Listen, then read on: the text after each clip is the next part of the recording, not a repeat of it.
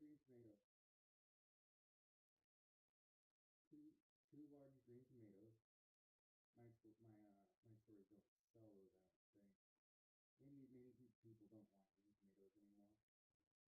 Two large green tomatoes, flour, one egg, half teaspoon salt, and a half cup dry breadcrumbs, dash of pepper, 1 tablespoon vegetable oil, 1 tablespoon butter. Cut tomatoes into thick slices and dredge in both sides in flour. Heat egg with salt and pepper. Dip tomato slices into and then into breadcrumbs to coat. Heat oil and butter in a skillet over medium heat. Cook tomato slices on both sides until brown. Remove to a warm serving dish and sprinkle with grated Parmesan cheese. Make 2 servings.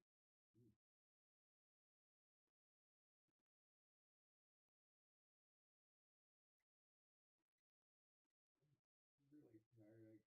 I freaking woke up at 3 a.m. in the morning, tossing and turning. I go too hard at night, drink too much and chain smoke, and it's bad times.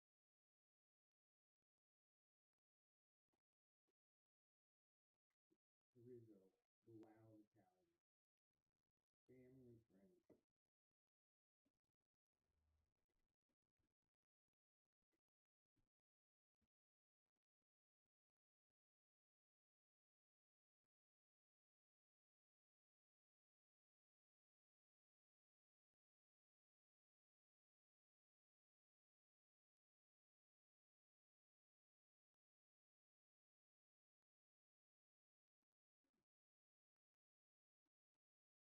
That's scary.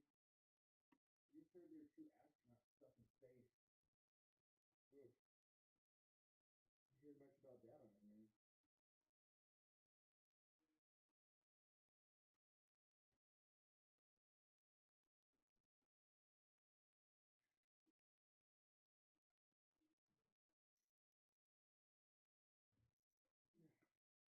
There, now it smells just like poop and feces. This is my cologne now, poop and feces.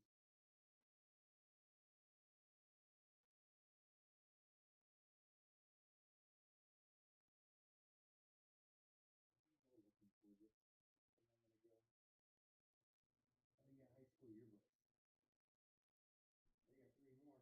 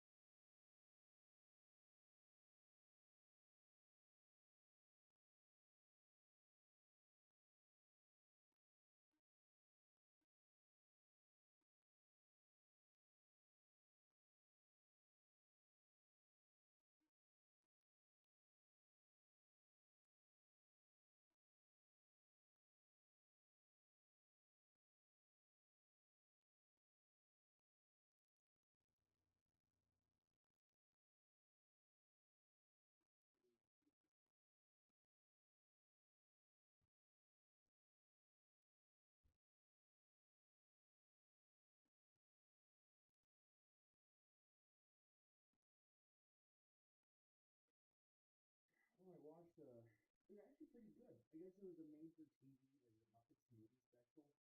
I picked up the DVD at the library. Wizard of Oz with the Muppets.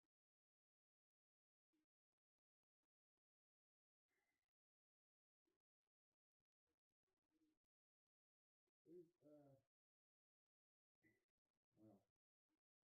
I watch things a little differently than I used to.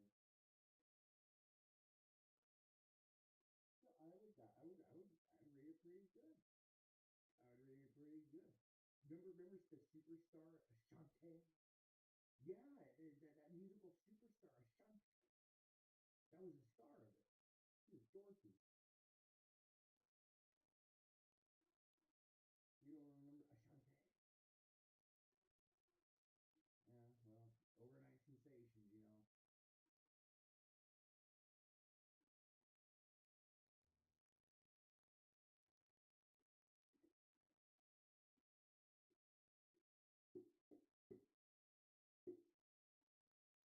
Marketing.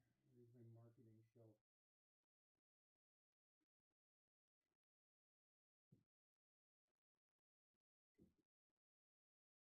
I guess this is kind of a marketing shelf.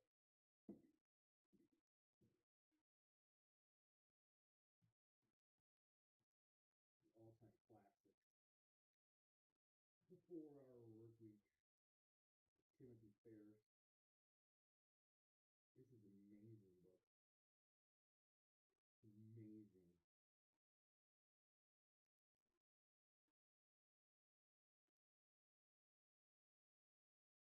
Cultivating selective ignorance.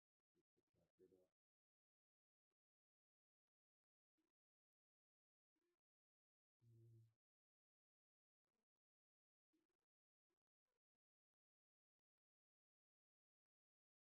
Mm, Where's the one? This is the one I kind of foresaw the future with this.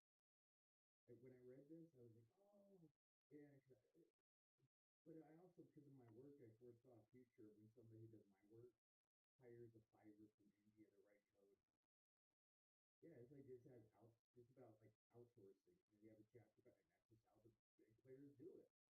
And the websites that will get somebody to do well, just hire somebody to do your job. It's just and, and so as I was like, I wonder if anybody with a security clearance would like hire an unknown person in India. Let's see, can I find it real fast?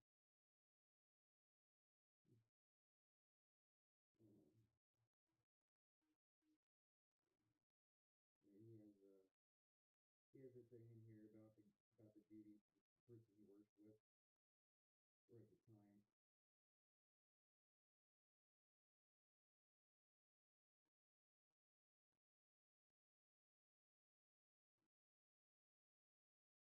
Mm-hmm.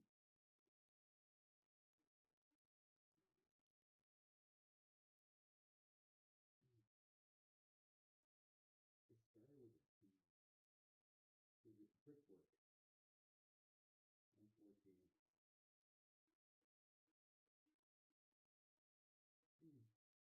The next day, I emailed brickwork. One of the company's Friedman mentions in his book. Oh, Friedman, The World is Flat. Forgot about that. I forgot with Paul Krugman and Friedman when we used to have newspaper economists. Oh, those newspaper economists. Um, Brickwork, based in Bangalore, India, offers quote, remote executive assistance, unquote, mostly to financial firms and healthcare companies that want data processed. Data. I explained that I'd like to hire someone to help with Esquire related tasks. Doing research, formatting memos like that. The company's CEO, Vivek Kulkarni, responds, it will be a great it would be a great pleasure to be talking to a person of your stature. Already I'm liking this. I never had stature before. In America, I barely command respect from the Benningtons and Macardines. So it's nice to know that in India, I have stature. A couple of days later, I get an email from my new remote quote remote executive assistant unquote. Dear Jacob, my name is Hanite Baleni. I would be assisting you in your editorial and personal job. I would try to adapt myself as per your requirements that would lead to desired satisfaction. Desired satisfaction? This is great. Back when I worked at an office, I had assistants, but there was never any talk of desired satisfaction. In fact, if anyone ever used the phrase desired satisfaction, we'd all end up in a solemn meeting with HR. I go out to dinner with my friend Misha, who grew up in India. founded a software firm, and subsequently became nauseatingly rich. I tell him about Operation Outsource. You should call your man in India, he says. Misha explains that this is a company for Indian businessmen who have moved overseas but who still have parents back in New Delhi or Mumbai. YMII is their overseas concierge service. It buys movie tickets, cell phones, and other sundries for abandoned moms. Perfect. This could kick my outsourcing up to a new level. I can have a nice, clean division of labor. Honey will take care of my business affairs, and YMII can attend to my personal life, pay my bills, make vacation reservations, buy stuff online. Happily, Limiang likes the idea. And just like that, the support team at Jacobs Inc. has doubled. Honey has completed her first project for me. Research on the person Esquire has chosen as the sexiest woman alive. I've been assigned to write a profile of this woman. I really don't want to have to slog through all the heavy breathing fan websites about her. When I open Honey's file, I have this reaction. America's fucked. There are charts.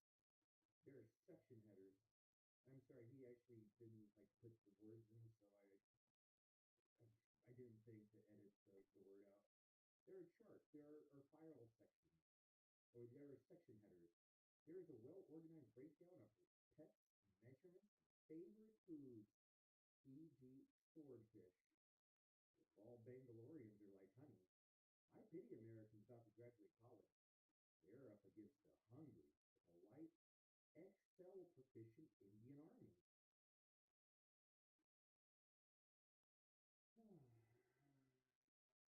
Goodness. To have a remote personal, to have a personal existence. Existence. Um, and that's Mr. Survival. I think it was 1935. Gerald M. Loeb. Like a reprint. I think it was, yeah.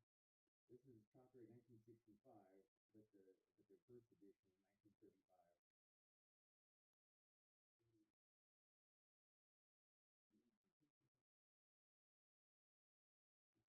On accounting for speculation versus investment, how to invest with capital appreciation, pitfalls for the inexperienced.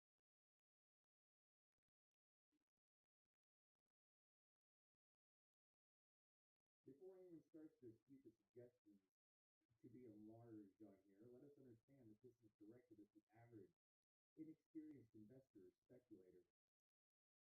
One must confine one's first effort at cooking to boiling eggs. Wait, audio, where's the, why is the audio? Do I have freaking, oh, there's a mic. Oh, hello? What the frick's going on with the, Hello, hello. Okay, there we go.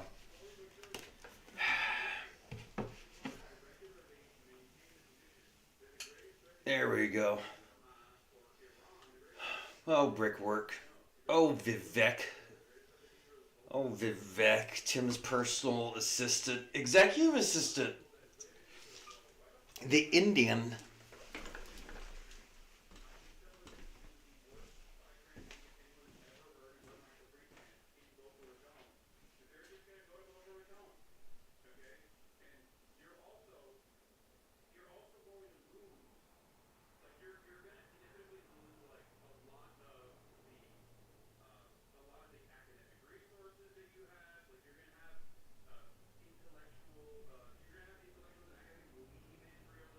Yeah, there's so many copies, so many doubles, so many brickworks.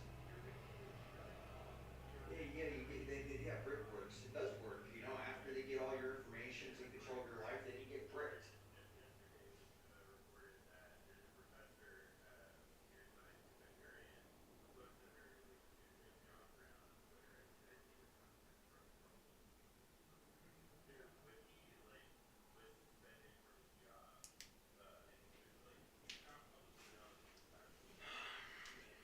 Very disappointed. Very disappointed. I just did that little intro, and it's a good thing I don't have any viewers. I'll read it again. Just because I think it's funny. And because it's important. This is page 114 from the 4-Hour Work Week by Tim Ferriss. Which edition? I have an expanded edition. I love this book a lot. Oh wait! Oh, they have quotes. Outsourcing is no longer just for the Fortune 500 companies. Small and mid-sized firms, as well as busy professionals. Oh my goodness, that's like a bulky friggin'. See, when my microphone was off, I think I did it better.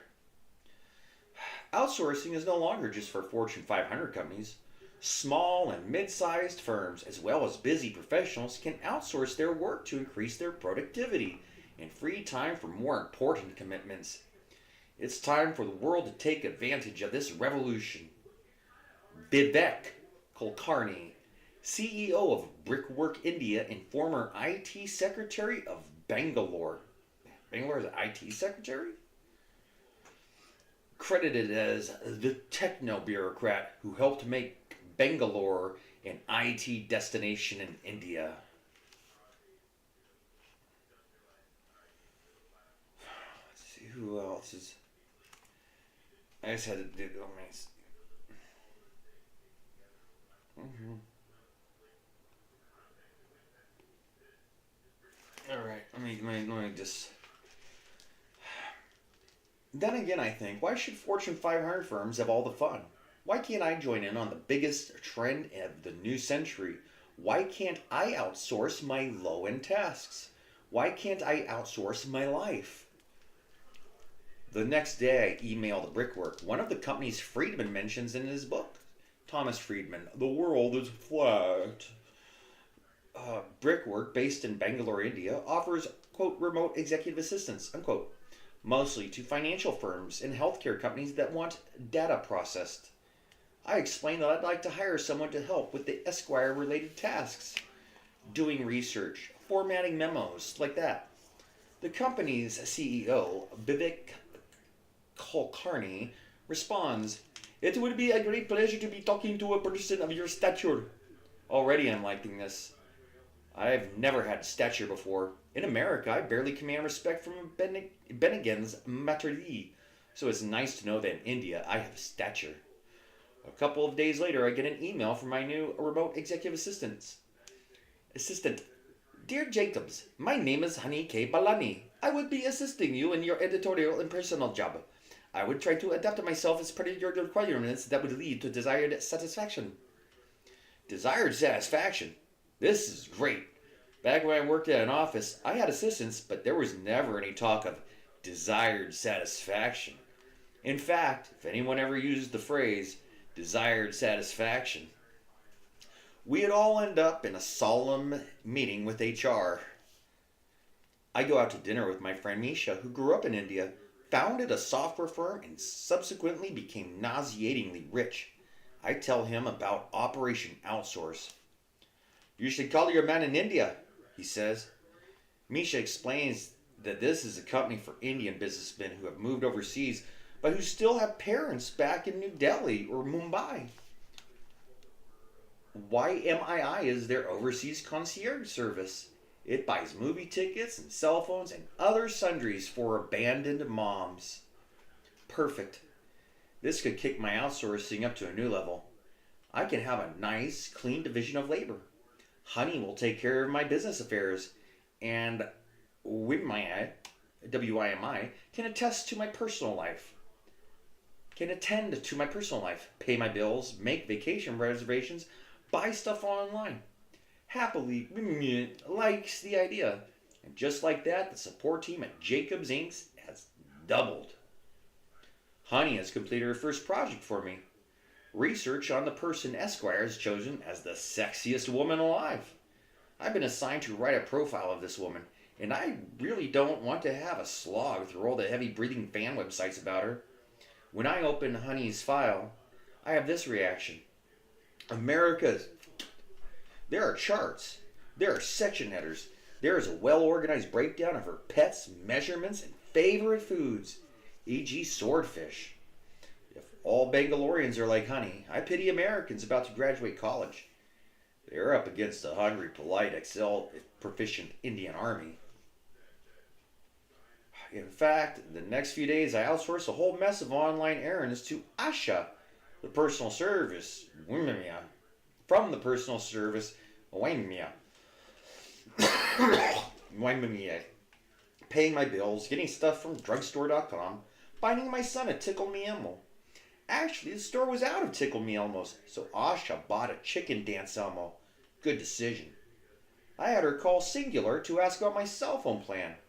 I'm just guessing, but I bet her call was routed from Bangalore to New Jersey and then back to a singular employee in Bangalore, which makes me happy for some reason. Oh, the advice, if you're like into business, this is where I read about histories of licensing and how to license products. And oh, that personal assistant thing, though, I thought about how awesome that would be, except for my old job, because I don't have a job anymore, was, well, you have a security clearance and like agreements, and you hire some anonymous person over in a foreign country. I was waiting for the day somebody would give their top secret freaking job to like, oh, hello, this is Vivek. This is Vivek Kamali of Brickwork. How may I help you? Yes, I am the president. No. Oh. Unfortunately, I think the business online is saturated at some point. I'm hearing something about Temu. Like apparently there's a shopping thing called Temu, which is the new Amazon. Oh, the 9 most critical marketing attitudes and action steps. View marketing as a process, not a product. What does it cost me to acquire a customer? Oh, how much does it cost to acquire a customer? It's interesting. Calculate. Add up all of the direct marketing and advertising dollars you've spent and divide it by the number of new customers you acquired as a result. Yeah. Yeah, how much in advertising do you have to spend to get a customer? And then the question is, how much is that customer going to spend that makes up for all the advertising? Then the marketing. This is California Almanac. Or have you ever watched No More News with Adam? Is it Adam Green? What is his name? Anyway, it's one of those. It's not on YouTube anymore. I followed for a little while. It's like he'd be like conspiracy theorists, like these like videos of rabbis talking about like Amalek, or something. Amalek needs to be destroyed before the true religion can like the Amalek. Ah. Fall enrollments in California colleges and universities. Oh, this is 1986. Let's see. Fall enrollment in California colleges and universities. 1970 through 1985. I'm just going to do, they have several 3 columns here. Independent colleges and universities. Oh, wait. California colleges.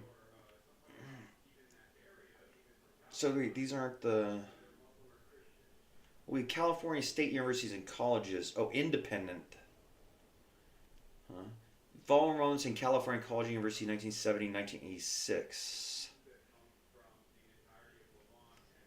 California State Universities and Colleges. CSU. See, I live next to CSU as California State University, Sacramento. I'm just into University of California. That's a prestigious one, apparently.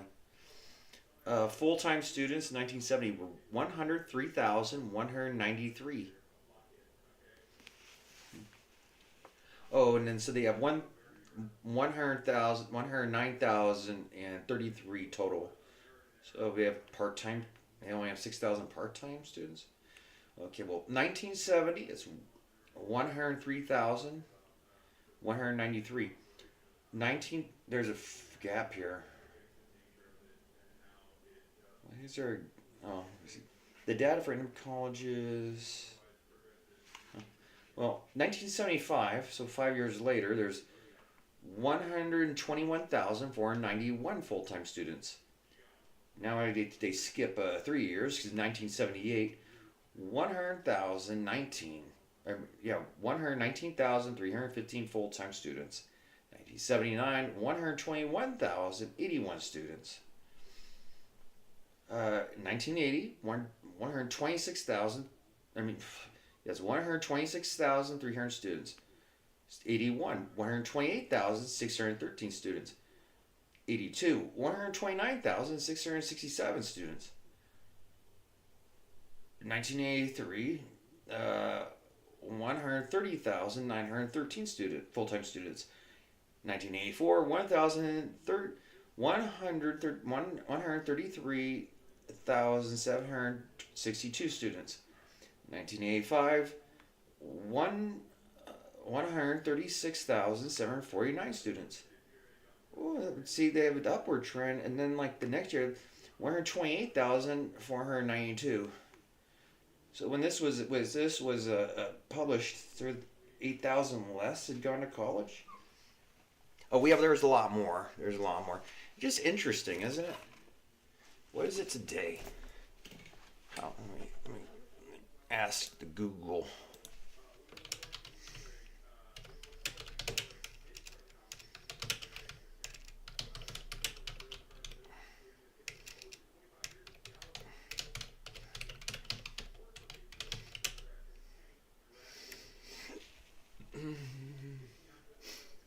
Fall enrollment at a glance. University of California. I'm just reading the.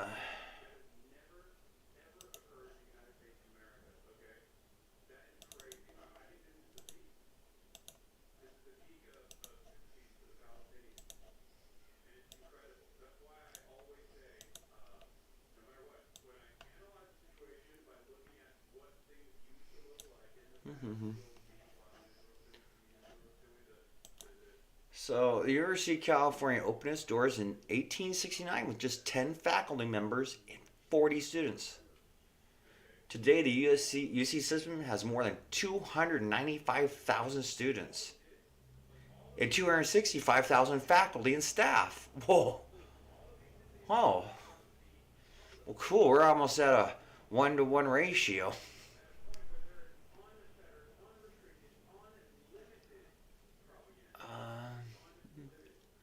The other one down here, 295,000.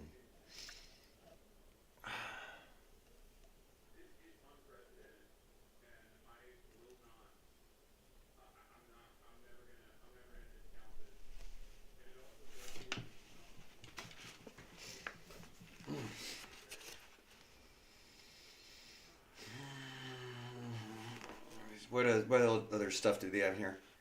Major California pension funds, assets and obligations. Source: Office of the State Controller, Annual Report of Financial Transactions, Public Retirement Systems, Fiscal Year 1984-1985. Define assets, defined benefit plans, in parentheses and billions. So the state has 45.98 billion in defined benefit plans. Counties have 10.06 billion in defined benefit plans. Cities 8 billion in defined benefit plans. Special districts 0.52, so 520 million in defined benefit plans as assets. Defined contribution plans, I don't know what that means. State is null, doesn't have anything. Counties have 0.14, and this is in millions, so $140,000. Cities 1,230,000. Special districts 10 million. Okay, unfunded obligations in billions. So the state has 25.22 billion in unfunded obligations. Counties have 3.71 billion. cities have 8.26 billion. Oh, so the cities have more obligations than in their defined benefit plan.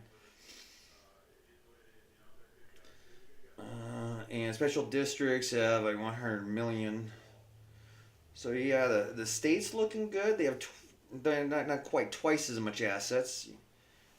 They have a good number of more assets than unfunded obligations. The counties have about they have more than twice, almost like three times, like more assets than obligations. Cities, that's an interesting one. Special districts, yeah, they have five times more. Oh, yeah. That's right. Members. I don't know what this members means. Oh, how many people are drawing? Is this how many people are drawing pensions? Members. The state has 1,231,467 members. Average per member $20,480. Counties 234,574 with 15,796 per member. Cities at 130,352, 66,000. Oh, see, the cities actually. But wait, they have unfunded more obligations. See, the cities have 66,113 per member, and yet they also are like the lines. If you're looking at like profitability chart or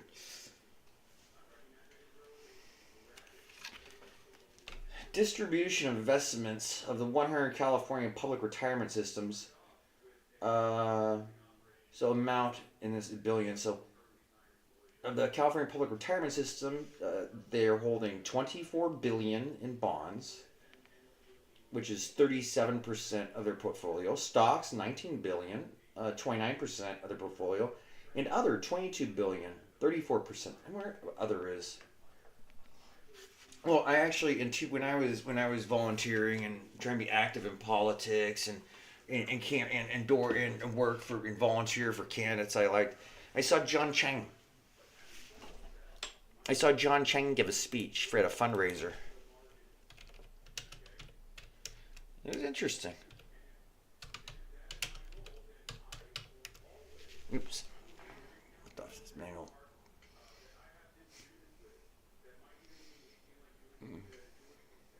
It's a PDF. Going on month. Why are they giving me? Oh, Chang Nabi.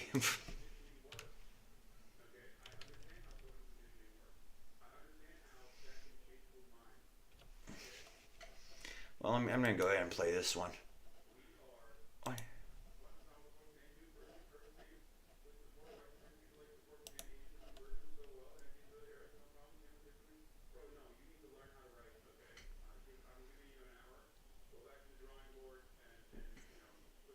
Never heard of this person before.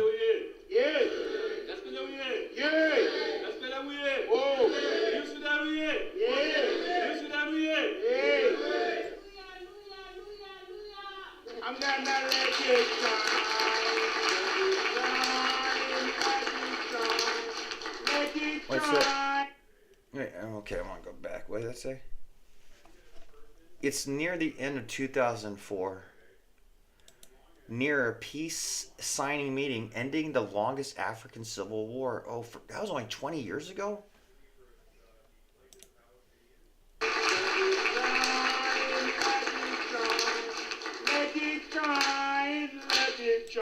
There is hope for a Sudan celebrating its multi-ethnic, multi-religious, multicultural diversity and breaking the chains of racism.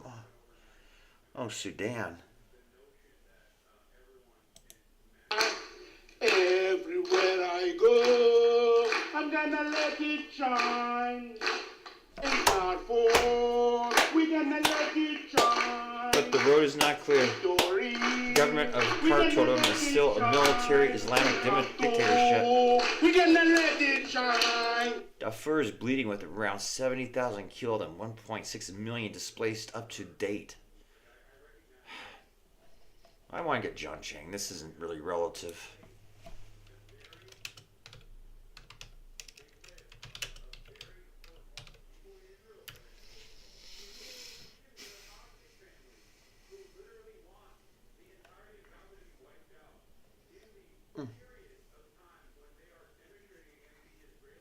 I figured there'd be more speeches of him online, like longer than a couple minutes. Like they pull up Dr.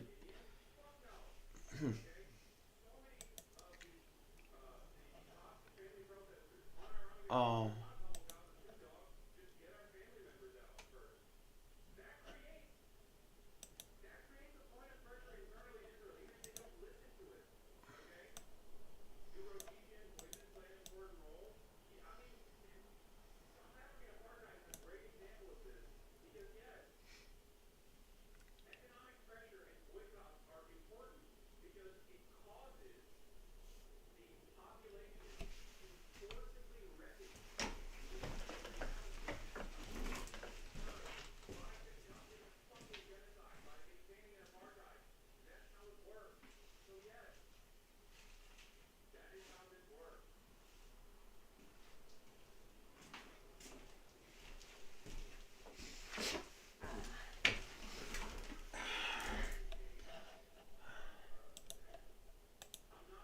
so he was in charge of what I just read, the retirement funds.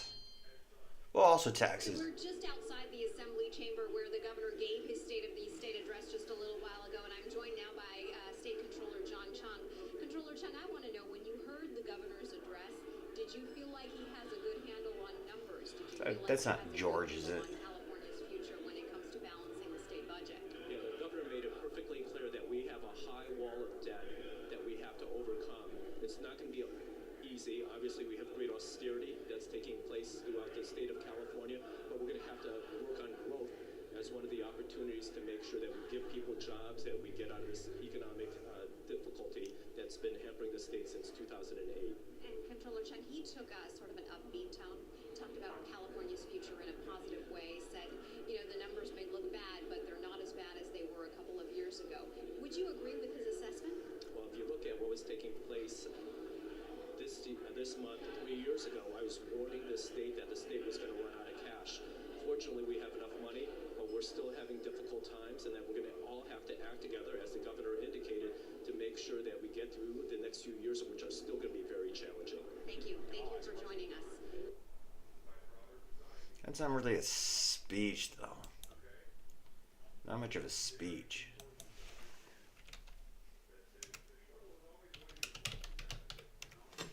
Yeah, the one I attended, he was basically talking about how that you need to use, and this was actually 2000. Yeah, it was 2008.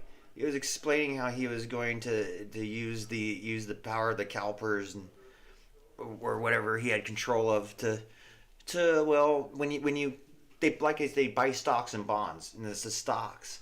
If they don't like a company, he said, and this was a political thing, like Republican companies, he was going to withhold money from Republican companies. They opposed the Democrats' policies and stuff like that. But this is just 7 years ago. He's still around. Oh. 16 years ago. Okay, this is more time frame. Is this a short video or 1 minute?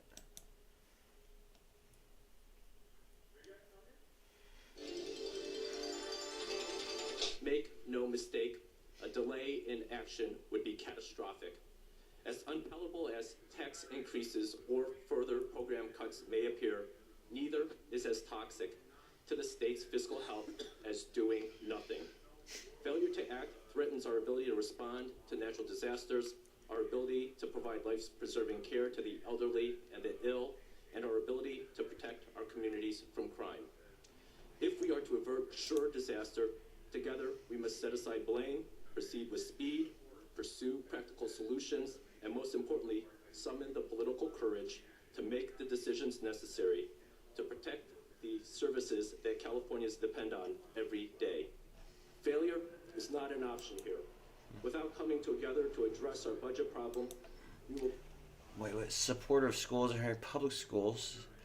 University priority payments. Public schools K through 12. University of California. State universities and colleges. California community. Heavy in education. That's a good investment.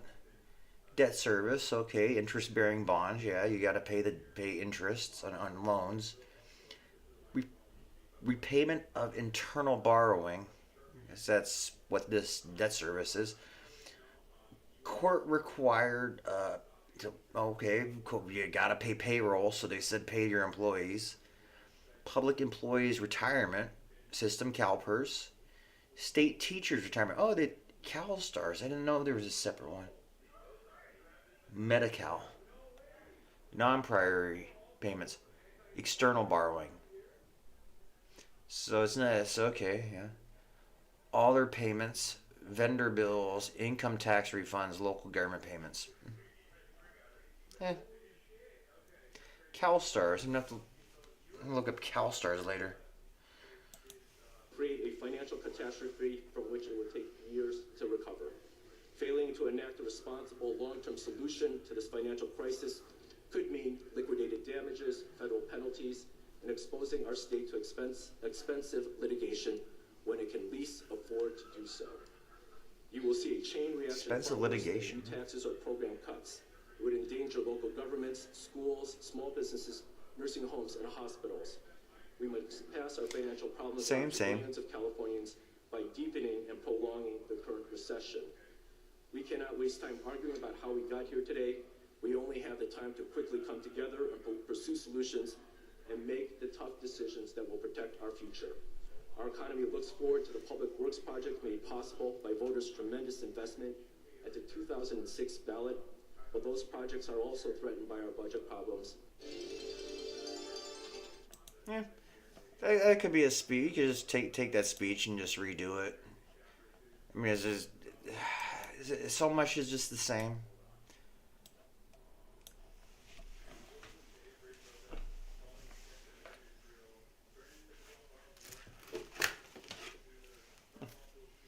Grosset's French phrasebook and dictionary.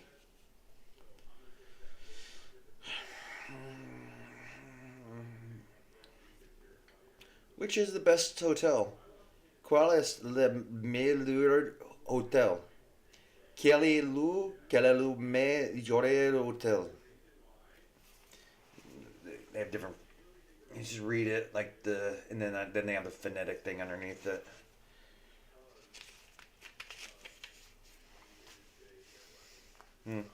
I want a clean towel. J'avoue un usel mains portrait.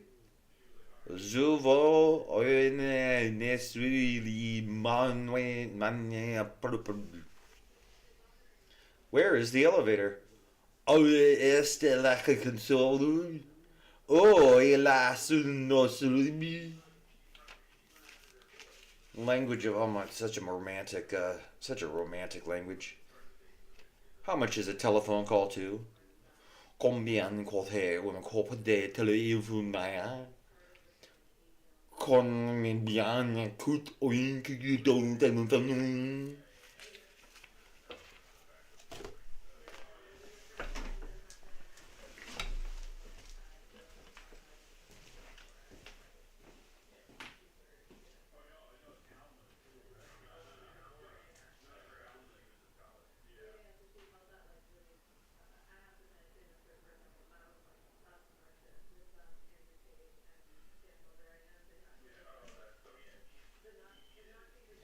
Hey Carlos, I think it's Lisa from Now Row. I think she's on a hobby right now.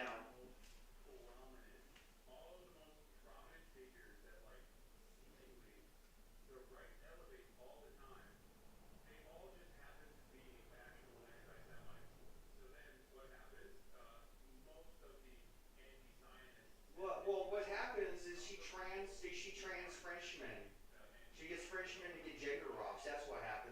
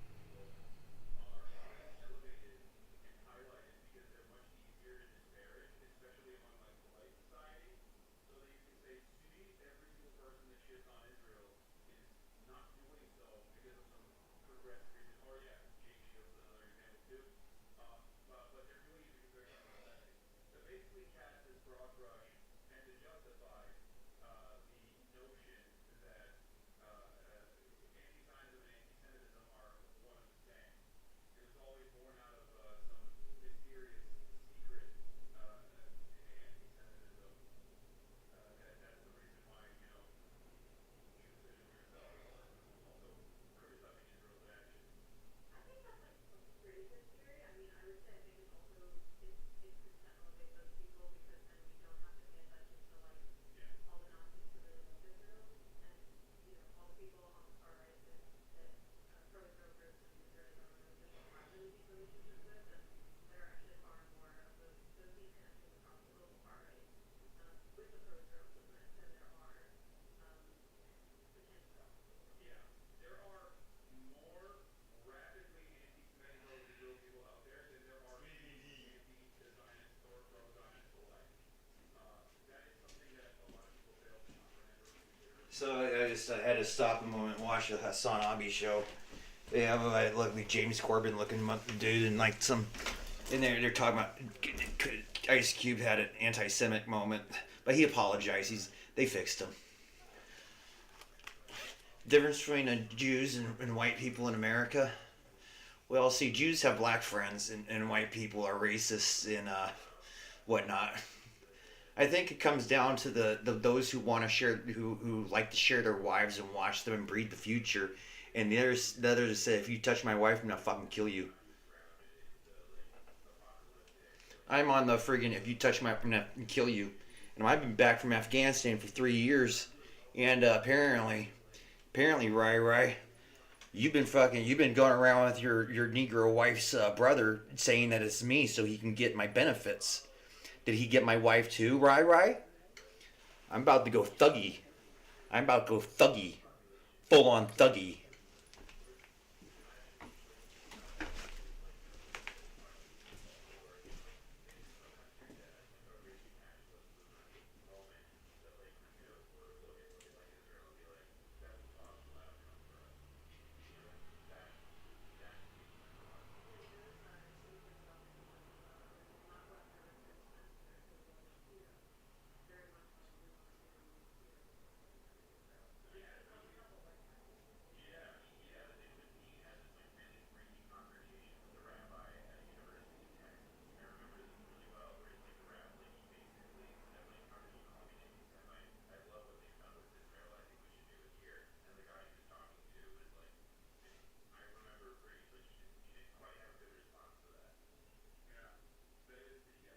Woke anti-Semitism.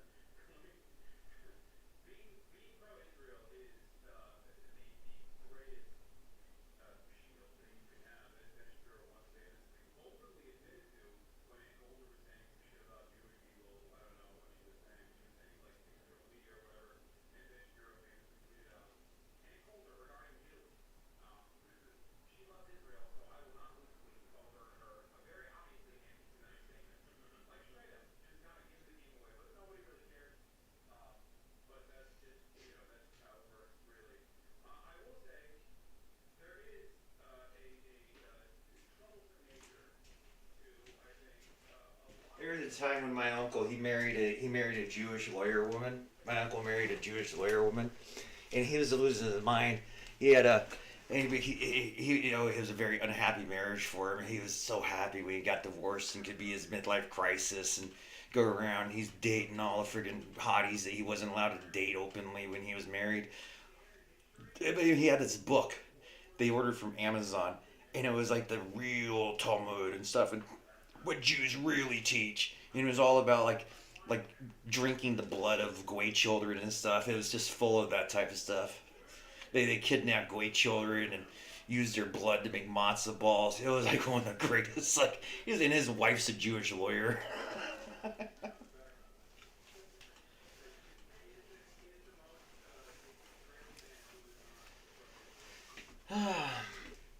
What do?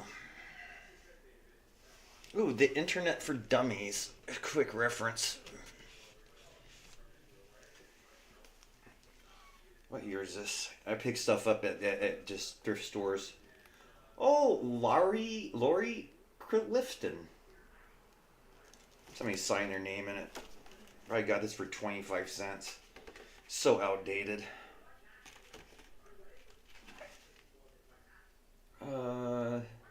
Internet for Dummies, Quick Reference, 6th edition.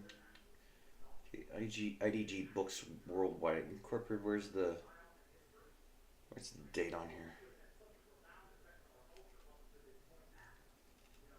Oh, 2000. Copyright 2000. Oh my goodness.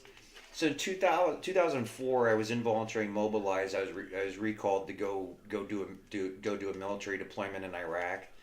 And before we had a pre-deployment, we had like these briefings and security, and we were in that auditorium. I think there were like, how many were on the? I know we had to go at half manning. We only it was I was a West Coast. I think I was one. There was another person who's from the West Coast, but it was a unit from the East Coast. You know, it was mostly out of work, unemployed, like steel workers and stuff. The old blue collar people. And so the average age, I was 28 years old. The average age was like 40 something. The average age of this group of people going to fight the war on terrorism was average of 40, over 40. And the young people, well, a lot of them couldn't go, wouldn't, who knows? Got the I can't go, family issues or health concerns. So needless to say, it was all the old disposable guys. No, that's a different deployment book. I don't think I got a yearbook from that deployment. Live online. Oh yes. So anyway, this guy's giving a thing, and he's like, raise your hand if you have a laptop, right? And me being the younger guy, I was in the computers and so there were like three of us, or it must be more than that, but most people didn't have a laptop. Smartphones, forget about it. So I was like one of the only people in that deployment that had a laptop. So 2000, the not many people had the internet. So this is like a new thing. You know, I was like, what's the internet? Well, here's a book on dummies for it. Chatting on ICQ. Chatting on RIC. Let's see. In this because this is live online communication. The internet lets you communicate with people in a more immediate way than sending electronic mail and waiting hours or days for a reply. You can type something, press enter, and get a reply within seconds. A process called instant messaging or chatting. You can also use the internet for voice and even video communication. In this part, we tell you about the most popular forms of online communication and how to get the most from them. In this part, before you start chatting on American Online, chatting on ICQ, chatting on IRC, chatting on the web, playing in the muds, using internet telephone and video phones. Let's see what. So this is conversations. They can be hard to follow. Get used to following group conversation if you want to make any sense of chats. Here's a sample of what you may see.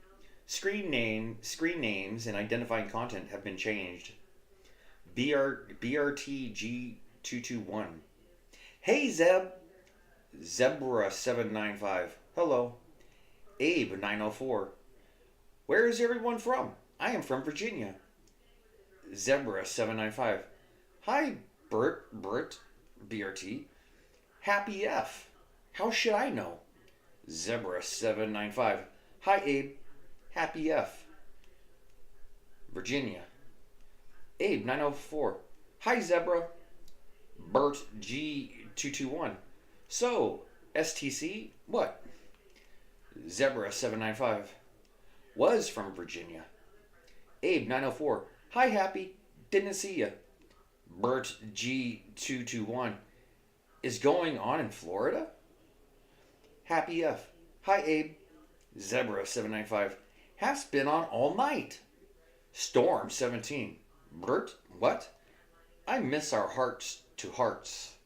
Happy F. On and off. Abe 904. Zeb, and wish you were back here.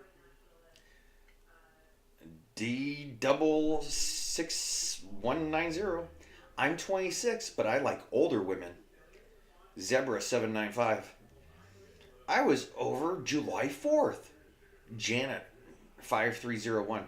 Sorry, DD. Call me in 10 years.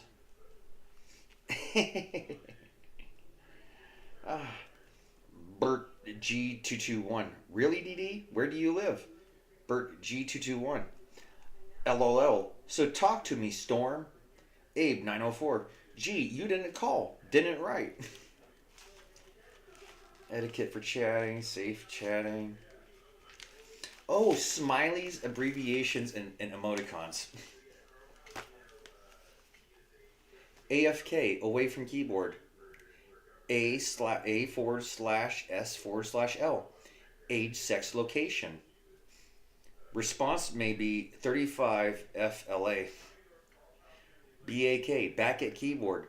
BRB, be right back. BTW, by the way. FTF, face to face. GMTA, great minds think alike. IC, in character, role playing.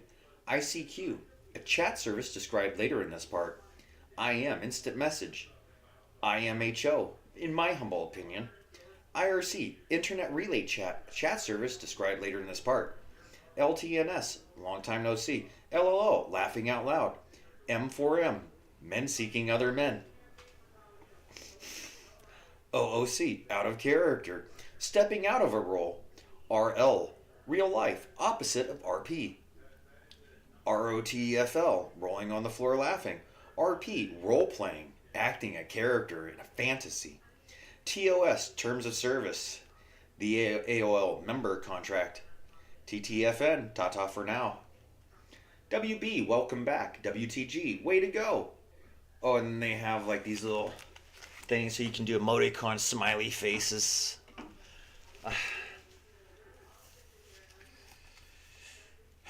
Okay, I'm kind of curious. They're not really chat. These are things I haven't really thought of for some time. Ooh, private rooms. Yeah, I used to back in the day. See, I had a slow internet connection to where even pictures were not.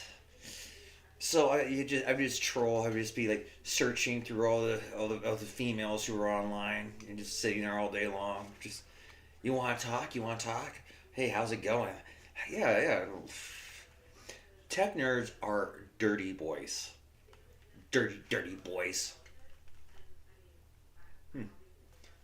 ICQ is available for Windows and Macintosh.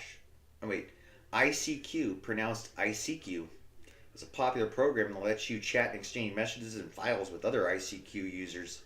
Developed by an Israeli company, Mirabilis, and sold to AOL, ICQ has more than 20 million users. Even though ICQ is now owned by AOL, ICQ doesn't allow you to communicate with AOL chat or instant messages. Mirabilis. Huh. So ICQ is available for Windows and Macintosh, and the Java version is also available. You can download ICQ from www.icq.com or www.tucos.com. A good alternative Macintosh version is available from www.jerryicq.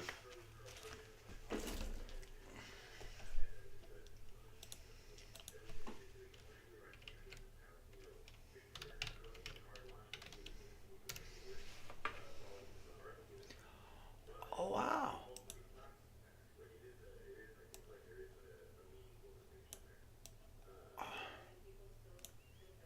Here we go.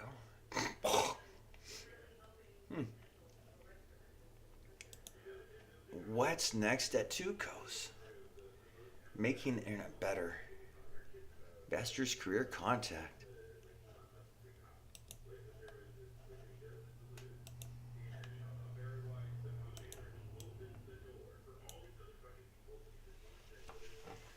As Two Cows turns 30, we're about to make some of our biggest moves yet. We are over 1,000 folks strong, all working remotely, all over the world. We've learned a lot from launching our mobile and internet services, and it's been well documented that we have the happiest customers in the US. Today, Two Cows has 3 businesses: internet, domains, and software. The latter being the first new business we've launched in over half a decade. First, let's talk about Ting. One of the major impacts we saw to our business from the pandemic was a massive awareness shift of the importance of better broadband, specifically fiber infrastructure, to cities and to residents from the pandemic. The need for robust, secure broadband to every premise became critical to the resiliency of business and government operations to facilitate learning, social connections, and give residents access to critical services. For over 20 years, the domains business has been known as Two Cows. And while we've grown through acquisition, the Two Cows name is synonymous with our wholesale domains business. And so now that we have over 25 million domains under management, Two Cows. You mean your wife and your Shitska?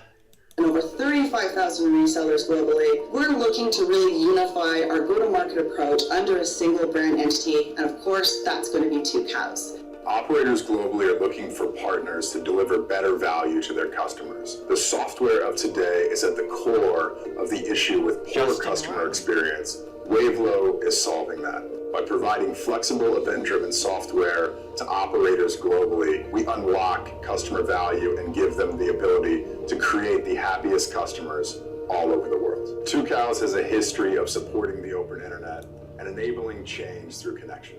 This year, now more than ever, we're putting that talk into action by creating platforms to empower the rest of the world.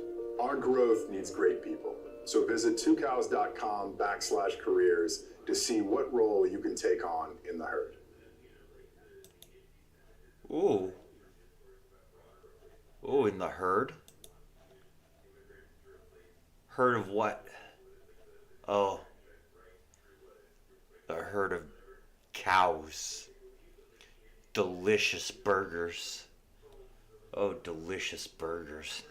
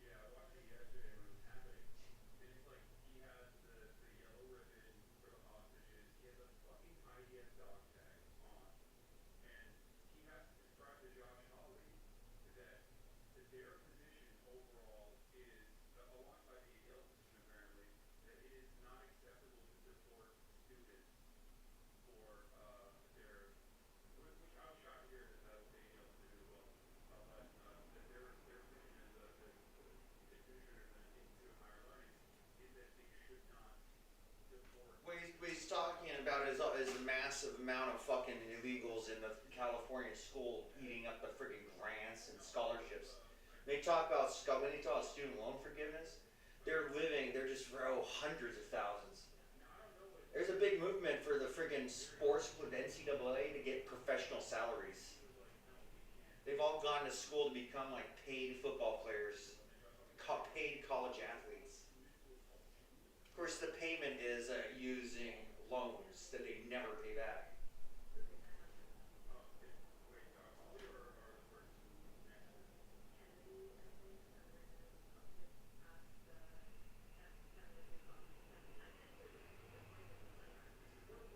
Yeah, it is Jimmy. Anybody want RFK Jr.'s phone number?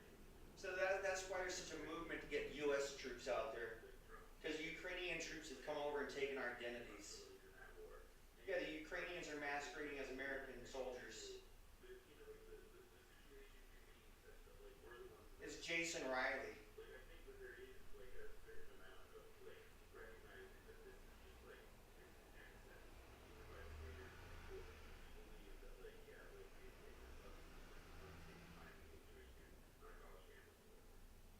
Yeah, that's the other side of this story because I think it's like the reason why I keep asking you this question is because like I mean you talk and talk about extensively about the pervasive nature of Zionism as a formative part of the social conditioning of American I remember when it's like friggin' Destiny made a side comment that I'm using my friggin' legal name.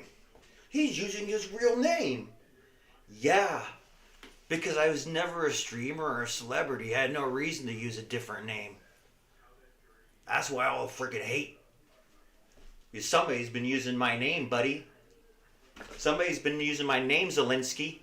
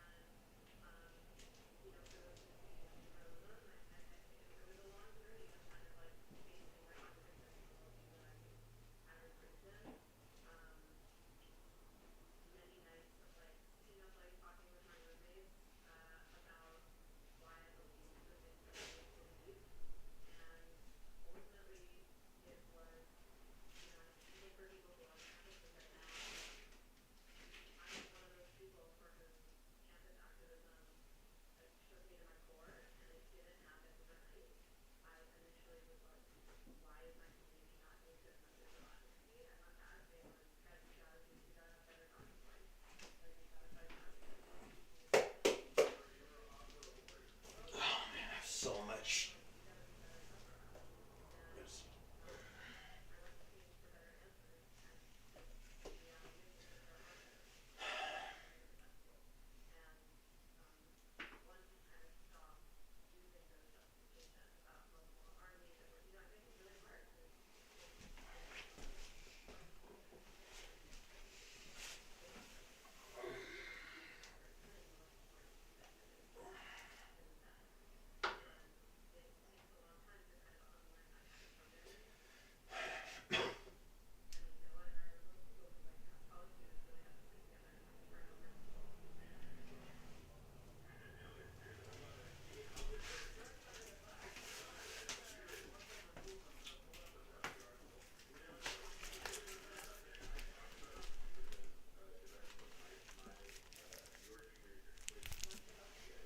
I opened. I haven't spanked these, and I don't plan to.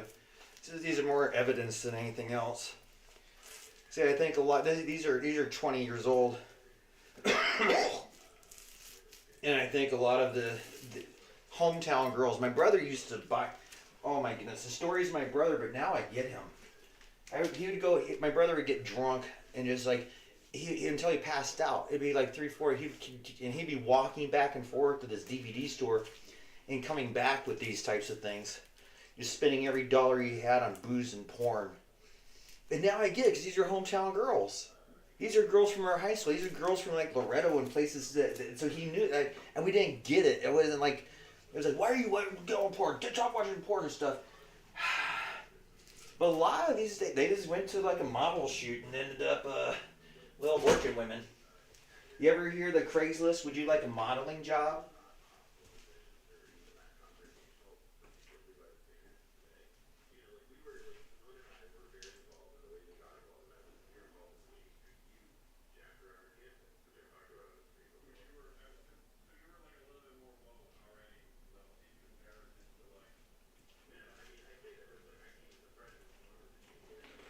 Yeah, I can't think I have an original Adriana Chechnik. think I have original Adriana before she was Adriana.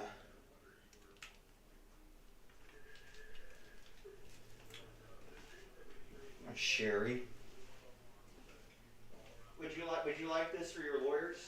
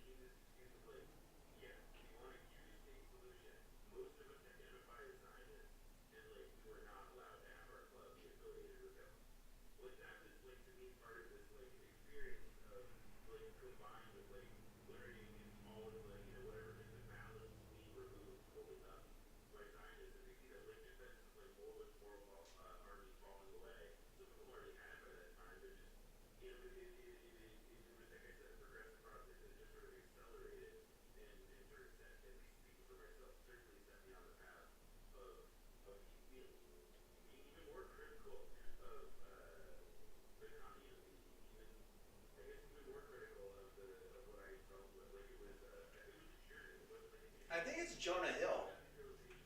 Is that Jonah Hill?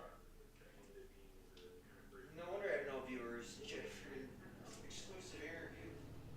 Get him to the Greek, man. That was a fun time hanging out with friggin' P Diddy and Russ. Dude, when he's in the bathroom, it's like guys like him don't get it that much.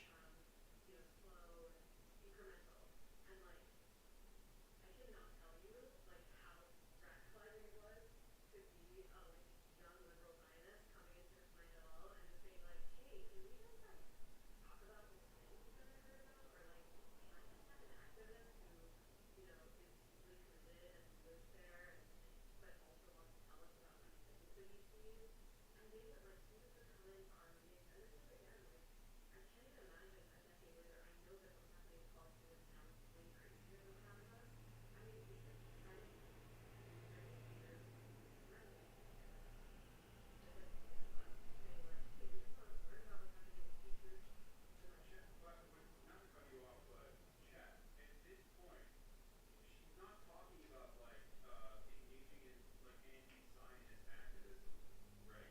You're still talking about yeah. She's talking about yeah.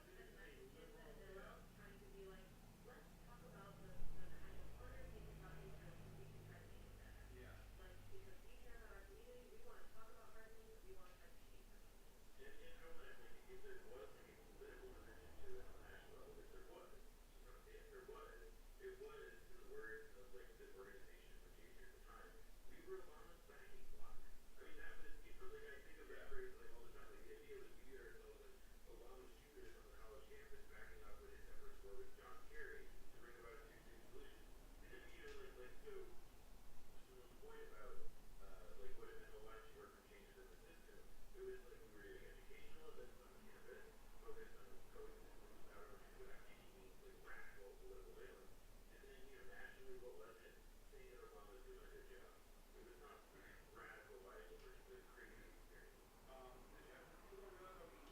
that American youth, especially young kids. I remember at my shoot camp we had in Israel, they were come to our camp and simulate combat drills with us. Everyone thought this was normal. Like, um, there is I mean, look, as an outsider, okay, someone who's not, oh, Michelle, Shimon, we met at J Street, you come to the same place we come. Yeah, it's not fucking wild. Okay, all of you guys are actually connected to one another. What the hell's going on? That's right. Everybody's met at so, oh god, I'm getting eclipsed. So, I feel like there must have been a pivotal moment for you though. Like, so you're saying that the reaction that you got from, um, Jewish groups that technically are supposed to welcome you because you just have dissent within your own in groups, them pushing you aside and saying that you're woke, you're doing woke, silly, anti-Israel nonsense, despite the fact that you were pro-Israel at the time. Was that the pivotal moment that caused you to reflect on? Oh, IDF on IDF crimes. Isn't that sad? Isn't that sad when two Mossad cells actually go to friggin' kill each other? There's a couple of Mossad cells. Who's the most anti-Semitic? Who's the most Nazi of the Mossad? Just freaking resting, beating each other, killing each other. None of them have a fucking woman. Not a single one of them.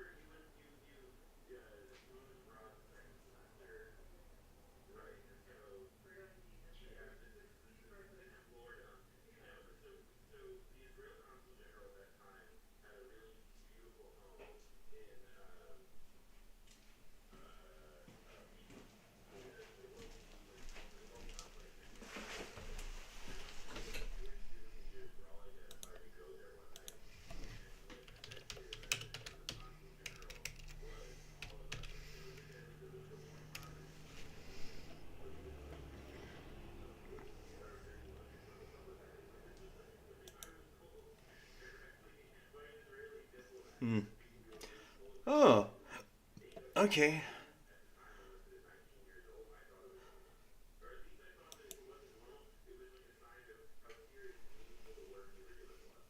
UAMs. What's it? UAMs. University of Arkansas for Medical Science. Oh, Psychiatric Research Institute. Laura B. Dunn, MD, will be joining UAMs on February 1st, 2022 as the next chair of the Department of Psychiatry in the UAM's College of Medicine and Director of Psychiatric Research Institute. I feel like Austin Powers. That's a man, man!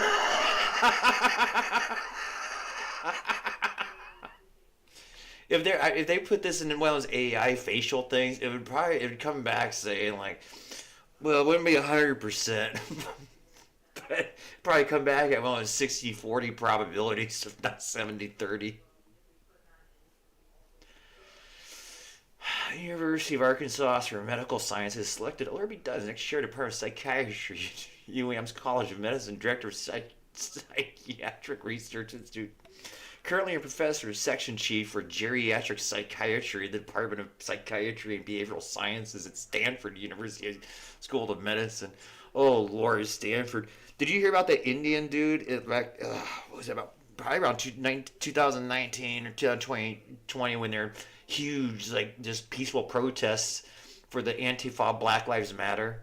And this Indian kid wrote down, because there's an essay. Yeah, you used to have to write an essay in order to get into these, like, really, these universities. Like, give us a writing sample. Dude wrote hashtag Black Lives Matter. Hashtag Black Lives Matter. Just, that was all his, it's all the way down the page. Just Black Lives Matter, Black Lives Matter. Apparently the most brilliant freaking essay of all time. He got in, of course. We are thrilled to have Dr. Dunn join UAMs as we continue to enhance and excel our excellent clinical research and education programs in psychiatry. Said Susan Smythe, MD, PhD, Executive Vice Chancellor and Dean of the College of Medicine. In addition to her leadership experience across these mission areas, Dr. Dunn brings extensive clinical and research expertise in geriatric psychiatry and psycho-oncology. We look forward to welcoming Dr. Dunn to UM, said Cam Patterson, MD, MBA, UM's Chancellor and CEO of UM's Health. Mental health is an important part of our mission for caring for the health and well-being of Arkansans. Oh, Nathan Roth. Nathan, I know that Dr. Dunn is going to be tremendous asset to both Departments of Psychiatry and the Psychiatric Research Institute. Dunn will also be invested as the Marie Wilson House Chair in Psychiatry and Behavioral Sciences. The chair, the oldest and largest endowed chair at UMS, was last held by G. Richard Smith, who retired June 1 after 40 years of leadership and service, including chair of psychiatry. 2001, 2013, and 2018, 21, and as Executive Vice Chancellor and Dean of the College of Medicine in 2013 to 2015. Smith's retirement, I wonder if he's a patient now. John Spolin, MD, has served the interim chair director. I am grateful to Dr. Spolin for his excellent and ongoing service as interim chair since Dr. Smith's retirement, said Smith. Dunn has held numerous leadership roles at Stanford since her recruitment in 2015 as director of the Geriatric Psychiatry Fellowship Training Program and director of the Geriatric Psychiatry Outpatient Clinic at Stanford Healthcare. She became Geriatric Psychiatry Section Chief in 2017 and also held numerous departmental initiatives in quality improvement and wellness. From 2007 to 2015, she served as Director of Psycho-Oncology in the Department of Psychiatry at the University of California, San Francisco, where she was invested in the Gloria Hubner Endowed Chair in Psycho-Oncology in 2013. Dunn graduated magna cum laude from Harvard College with a Bachelor of Arts in Linguistics before entering a medical degree at the University of California, San Francisco. Bachelor of Arts in Linguistics. She completed a psychiatry residency as well as a fellowship in geriatric psychiatry at the University of California, San Diego, where she went on to serve as assistant professor from 2002 to 2007. Dunn has served as principal investigator in other roles on numerous NIH, National Institutes of Health, and foundation-funded studies. Foundation-funded.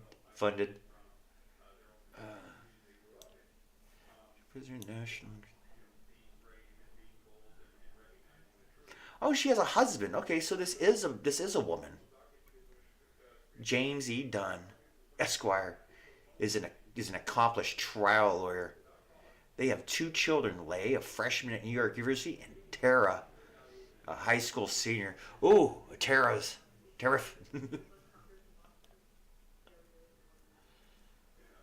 Jim. Yeah, there's this dude who is like, oh my goodness, they're these old people. They pretend like they want to have intellectual conversations, but they don't. Dude just keeps on going on about science. I guess that's where he's getting his science from. Hey Steve, is this done? Is that Jim? Well, the guy actually said I might have to call to the Department of Homeland Security. You know, see something, say something. I hear something. Dude said he was going to call up like the local congressman and make implied threats of his death if he didn't vote right. Yeah, he's sitting there, some burned out freaking brain dead hippie.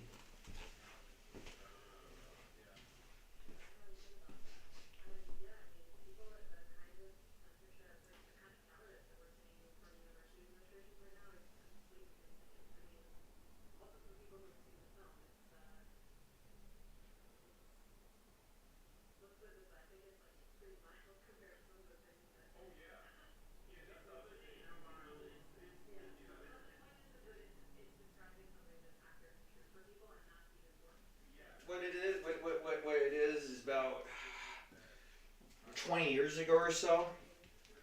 There was a case where it had to go to the Supreme Court. I think the Texas, maybe the United States Supreme Court. Well, Texas actually had a death penalty for sodomy, and there are certain laws that aren't used a lot. But this guy went into a doctor because he had blood in his stools, and doctor examined him and he said, "You've been having anal sex."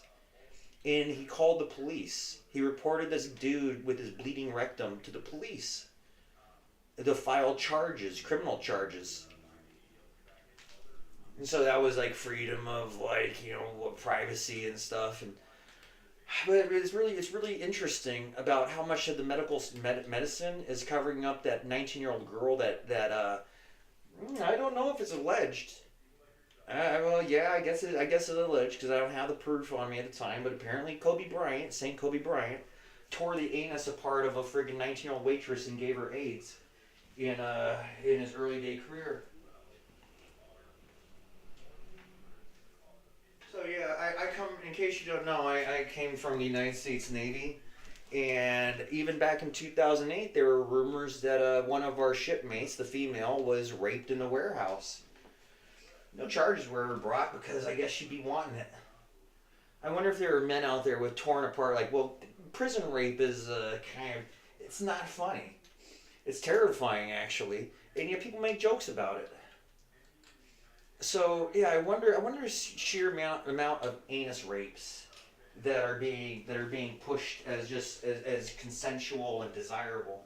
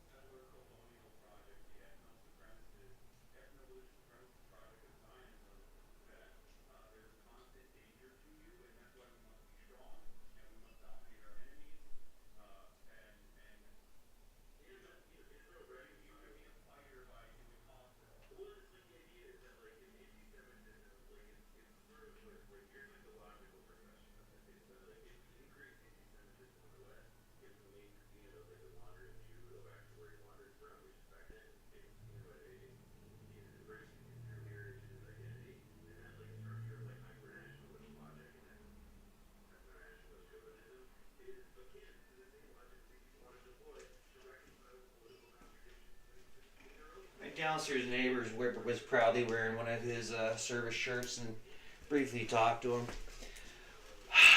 Well, there's a guy at Camp Cobra. I enjoyed my time there in conversations. Anyway, American black guy married to an Israeli woman. And do you think he's allowed to move to Israel with her? I don't have any problem with it. Yeah, I just so they keep on referring to it as apartheid state. And if Israel isn't honoring our American black Jewish man and his Israeli Jewish wife's marriage, and won't let him move, I'll get so mad.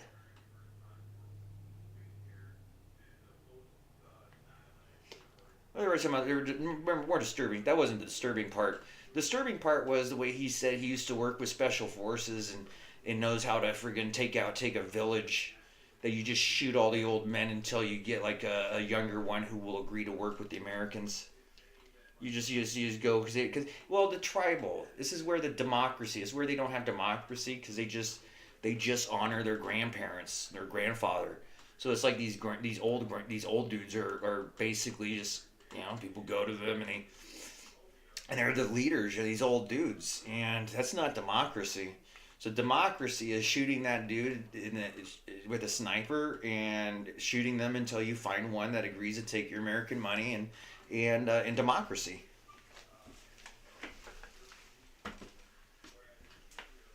I was like, oh, that sounds like war crimes, stupid. That sounds like war crimes.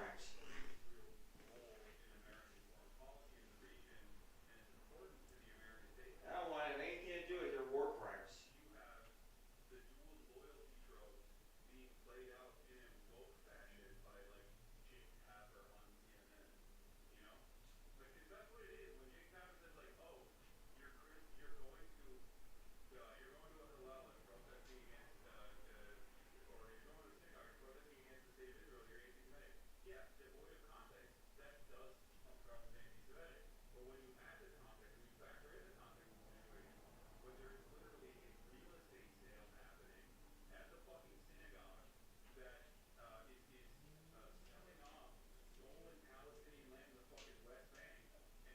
I love it. I love it. Should I stream it on here? Should I stream the friggin' Twitch and comment on here instead of being like, I know I don't. This isn't a production value thing. Anyway, Hassan was talking about the synagogues are having auctions for quote stolen Palestinian land. I'm like, boy, it sounds like that could be here. It sounds like it could be here. Sounds like it'd be here I got a call from the VA after friggin' threatening this dude. He says his name's Jimmy. That's all he goes by. He's free, but he looks like an Officer Quigley. And we've had very big problems with him. Well, if it's Officer Quigley's on the testosterone supplement so he can be like in his 60s and still smashing all the college girls, then it's probably them. It's probably those 60-something-year-old men who've like been revitalized and just like constantly horny, just banging all the friggin' co-eds. Well, guys like me have to go to friggin' mental institutions and go bankrupt, and then they can sell all our stuff. It's like when the boys in blue kind of like Frankie. Hey Jeff, remember Frankie Gomez? Do you think he changed his name to Matt Albaugh? I got a serious problem with friggin' Jeremy from oh, what shows is he on? Looks like Matt Damon. Looks like an older used up version of Matt Damon. Really, he takes a lot of pleasure in seeing people hurt. Like his jokes are like always at the expense of someone else. So anyway, if he put on a uniform and goes by Frank Rizzo, well, there's a good chance he targets men to arrest them, and hopefully to get them beaten and videotaped, and then take them off to prison so that he can sell their wives to somebody else. Yeah, wives. Yeah, they are killing us. They are killing us for our wives and children in our houses. Yeah, they're just murdering people and taking it.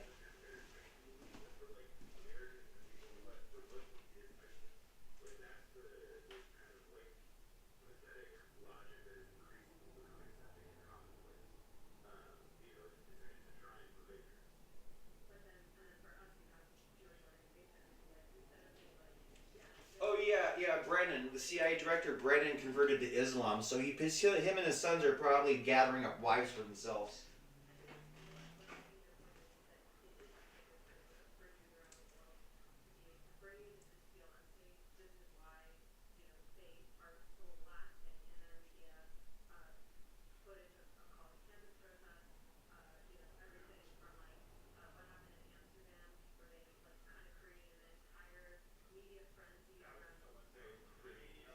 That'd be funny if RFK had put in a song where like going to war, who gets to be the caliphate?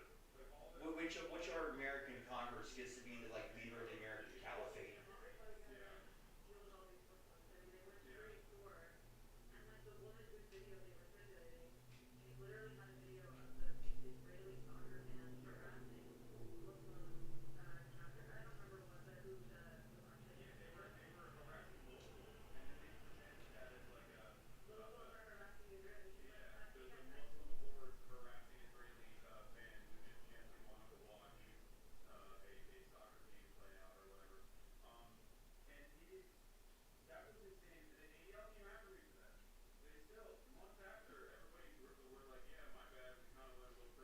Is anti-defamation a song? That means slander and libel.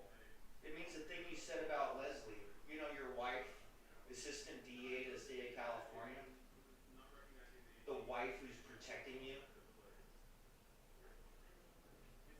Destiny's sister, aka Destiny's sister, Berman.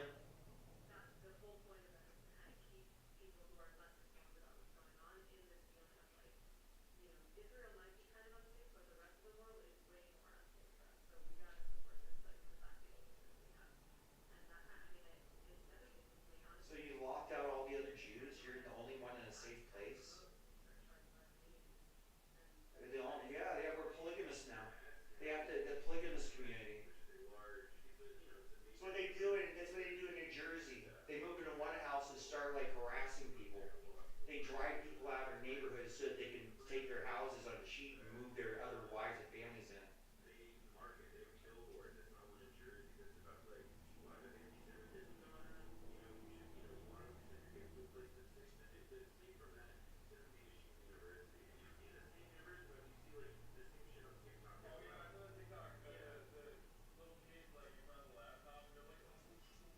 Talking on billboards, where to go, where you're safe from anti-Semitism. It's almost like when Chicago used to put up billboards saying move to Milwaukee for better welfare. Like those people who look around for the places that have the most money and welfare and benefits. Benefit shopping.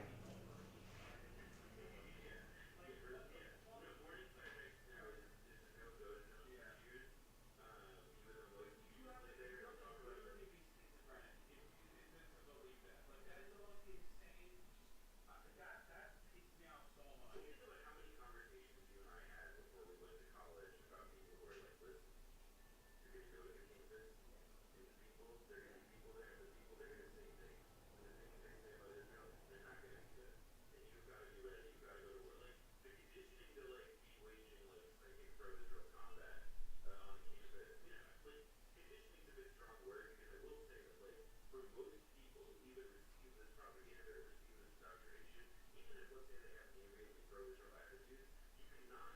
I think that like it's you can sustain that. Marvio Sabatini. Who's that prime minister from Italy that well, the alt right, the right wings. He was a hero for the right wings. And he's because he's a playboy prime minister and he has like the shirt open and stuff. Apparently, he has charges in Italy.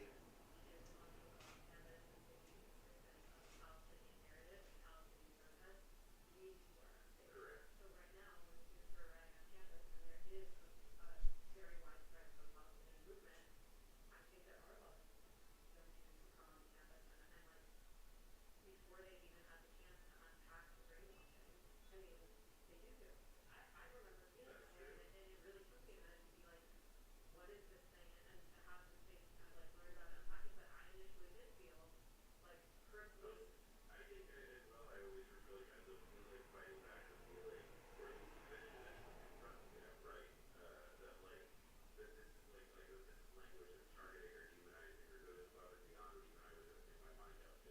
I totally remember that.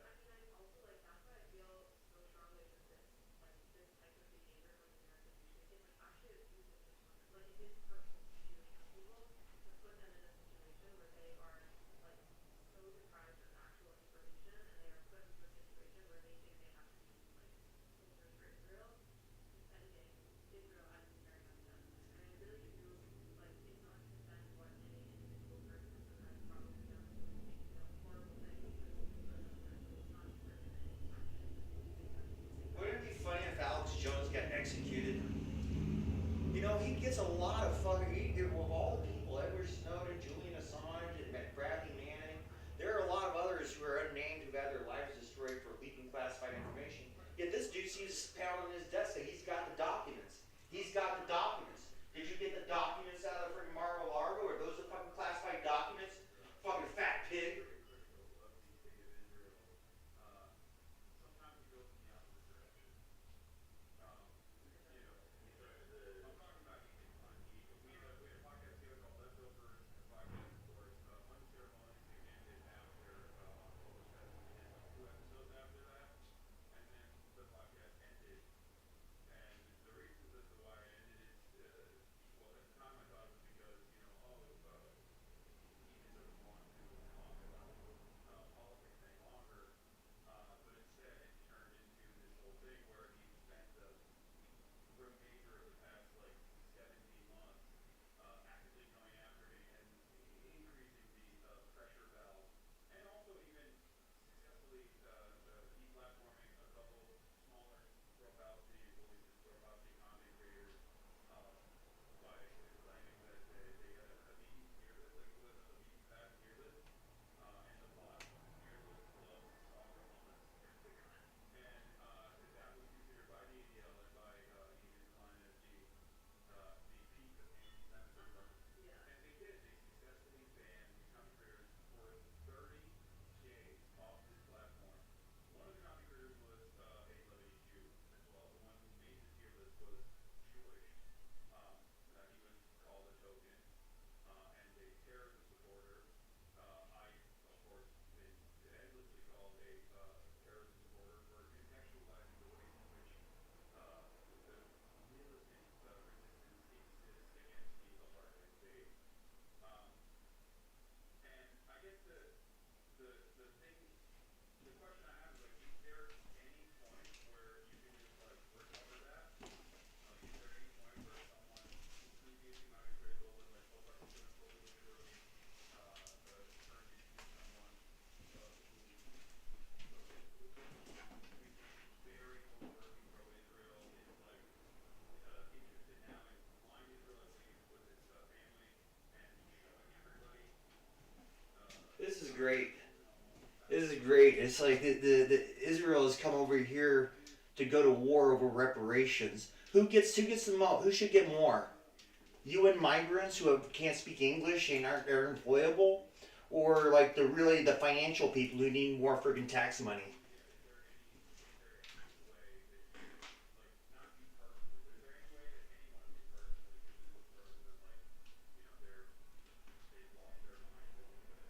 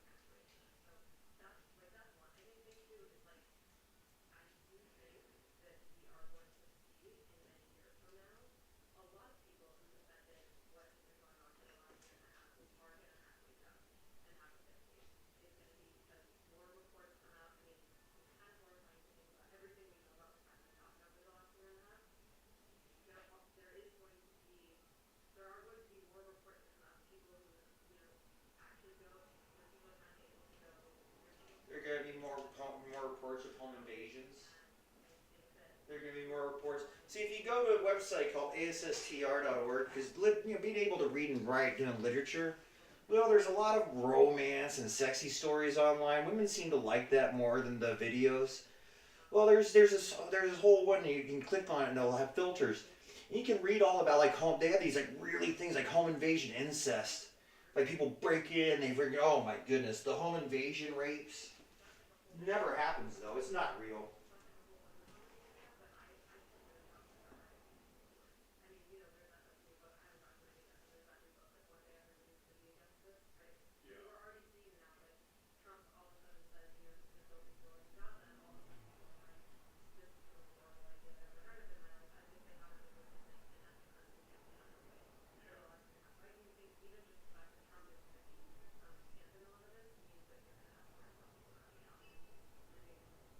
I never know what to say. Like the only thing I for on a personal level, I've heard everything, having also been in other seasons of those types of conversations, and hoping that the grace extended to me actually extend to others in the right context. But to that point, like I think simply though, I think that people like people have to evaluate like how do people live and like what are they hearing and what's in their ears and what context are they existing in. And I think for people when they're talking about even who, you know, like they work from home to a frenzy and they make it difficult for others to read them. And I don't think that, that should necessarily change how one person acts. But like, oh yeah, like will that person come into the fold? Should I try and extend every effort to reach them? I don't know. But it does seem that like, yeah, we should extend like the hope I guess would be that like we can, inspire some change in a conversation with people. But if they don't want to hear and they're not willing to change, then they won't. You're trying to change straight men gay.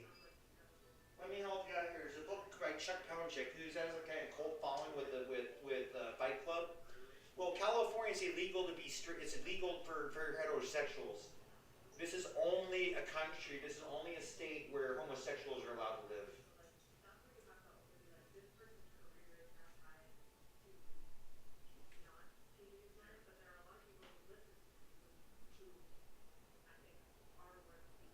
Well, that's exactly perfect.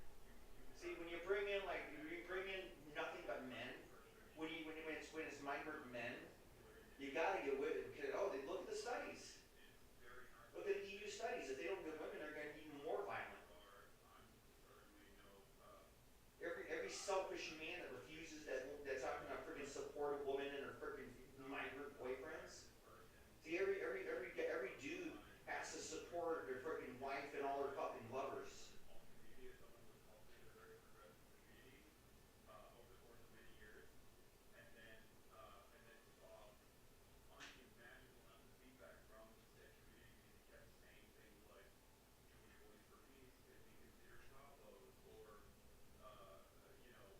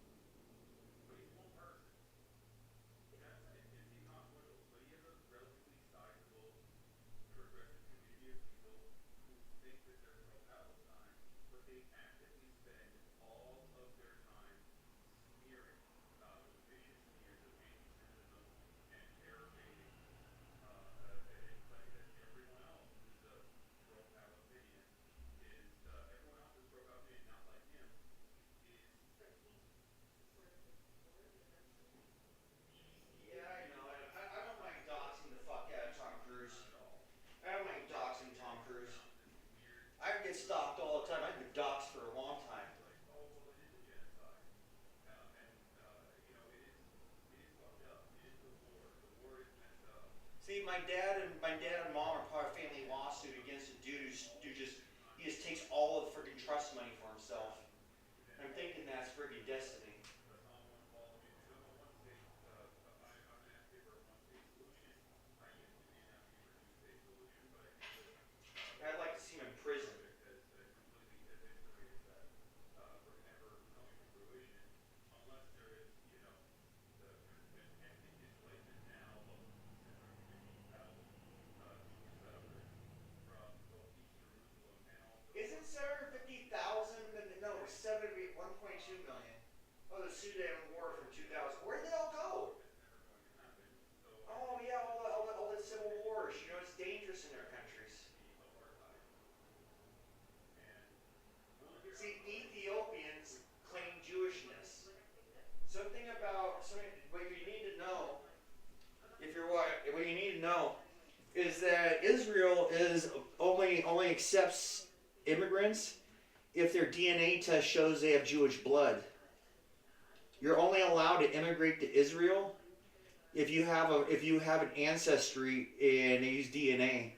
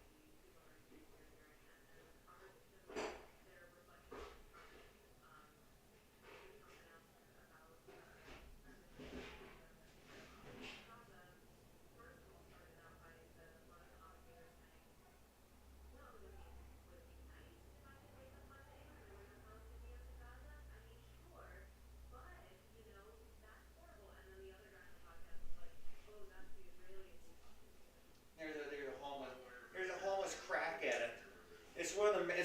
I have one of the Manson families like screaming hysterically. Oh, it's a huge cult. The family apparently is much bigger than just that handful of people who went into friggin' Roman Polanski's house. Much bigger. And you know who they worship.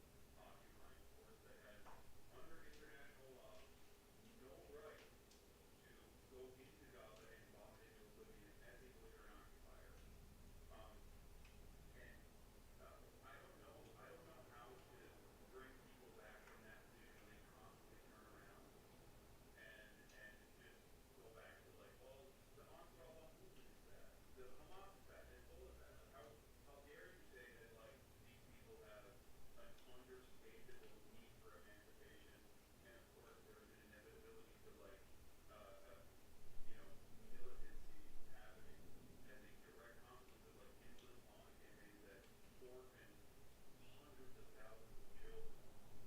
I think that there is embedded in all this, and sort of what is implied by acknowledging the borders of what's going on, and that is really bad.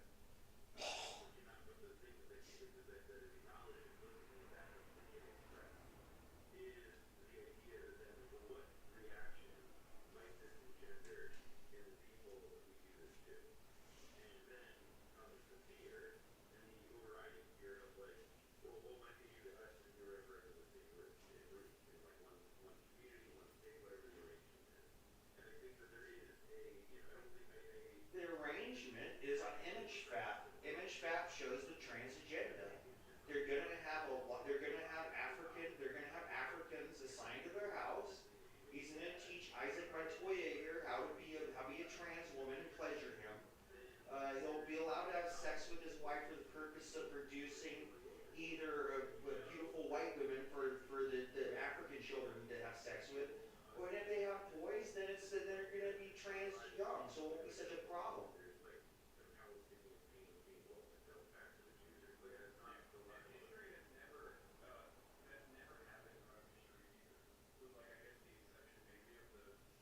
Well, we actually have one of the complaints with the Revolutionary War is forcing people to have soldiers living with them.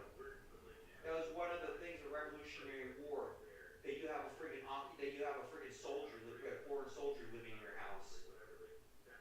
You think they have sex with their wives and shit?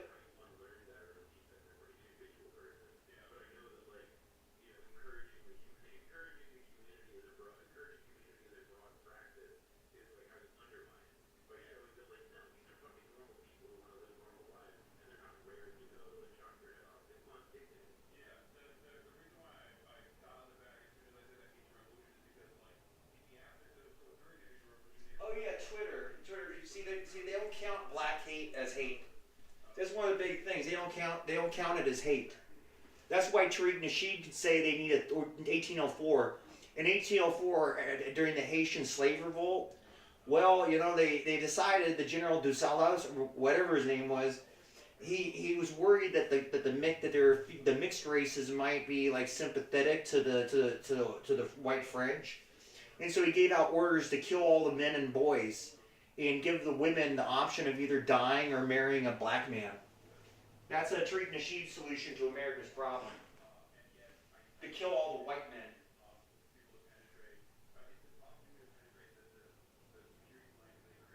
They used to have Twitter spaces called "Should White People Even Exist?" Jessica Chamberlain's of Mississippi, Cortland. Oh yeah, that's a very interesting one. Conservative treehouse. On Facebook there were black women because it was after the George Zimmerman acquittal, and black women took the friggin' Facebook demanding that white women be raped and murdered, to burn them alive.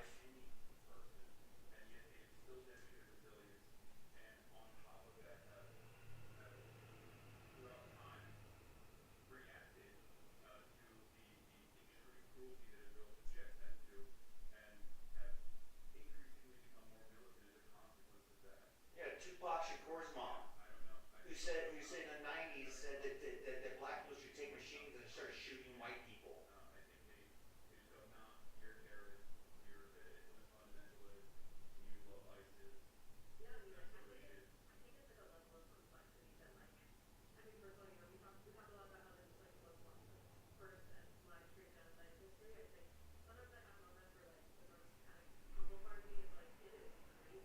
Is it the most black people in history?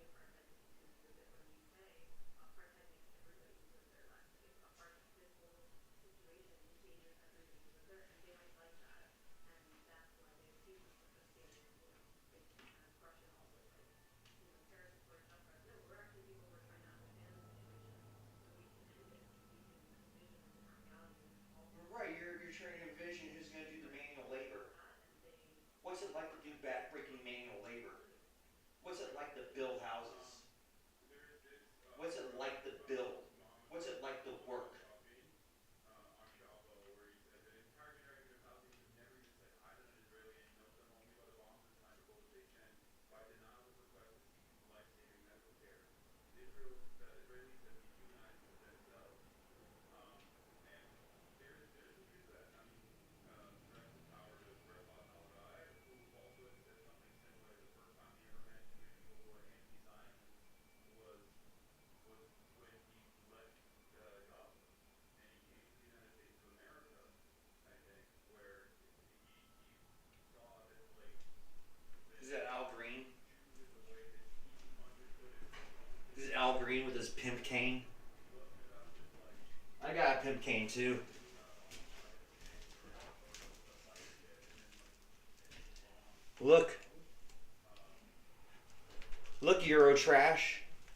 Look, see, it's the width of my finger.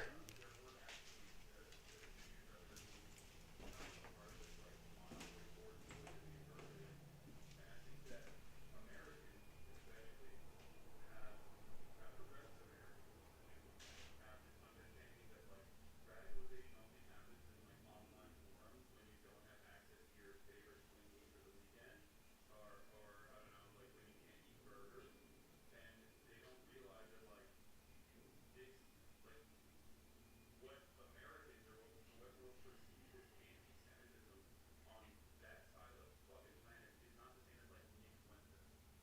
Nick Fuentes has invented some kind of Jewish supremacist attitude. That'd be funny if Nick Fuentes was Macron. This specific If 19-year-old Nick Fuentes is like a 50-year-old Macron, like hitting on fucking teenagers and stuff. See, his wife was 30 years older than him. So it's his turn to have a wife that's 30 years younger. its actions as Judaism, as doing so for as the Judaism falsely doing so, of course. And as a settler colonial enterprise, when it engages in these violent actions, like yeah, people don't hate people there don't hate Jewish people. They've learned to hate Israel, and Israel to them is just Judaism. That's the only expression of Judaism that they see. And I cannot explain that to Westerners in general who just will will go and go, Hamas is a terrorist Judy, organization. That's it. Like that's Judith. thought terminating term. You know who Dr. Laura is? You know Dr. Laura? Well, anyway, Dr. Laura adopted a boy and raised him to be a Marine because she was such a right wing, like, you get your act together, please. She's just the amount of freaking lectures and how people need to get shape up. She's a doctor, a radio doctor, but she's not. But she's not a Jew. She's patriotic. She's a patriotic Jew. She adopted a boy and sent him into the Marines. She has a son who's a Marine. How dare you?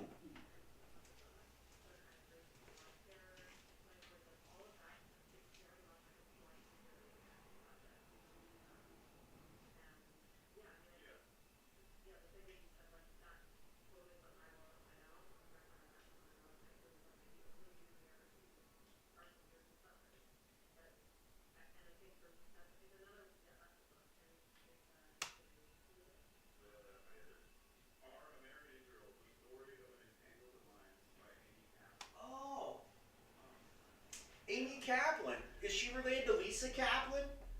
I like Lisa. She said, you know who Senator Lisa is? I'll pull up her website. Kaplan for Senate.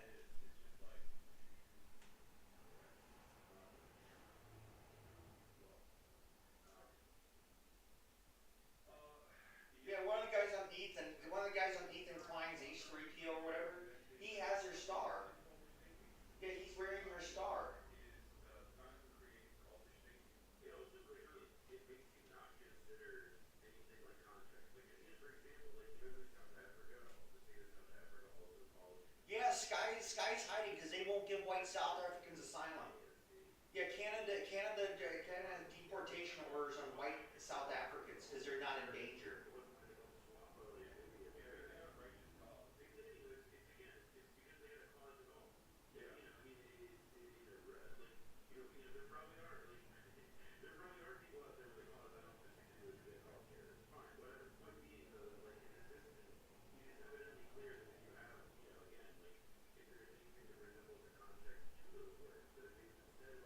It's called guys will agree with anything a woman says as long as he puts her dick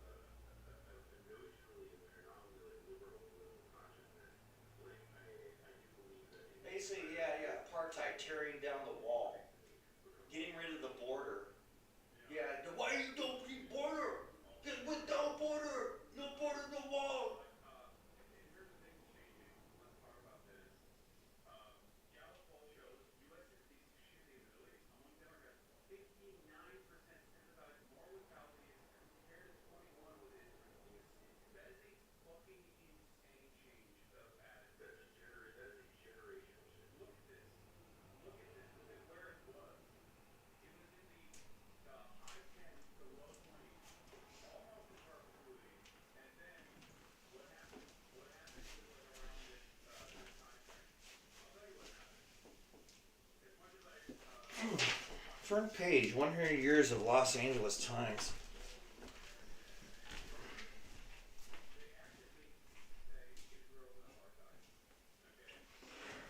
Let's see. Tuesday morning, December 31st, 1940.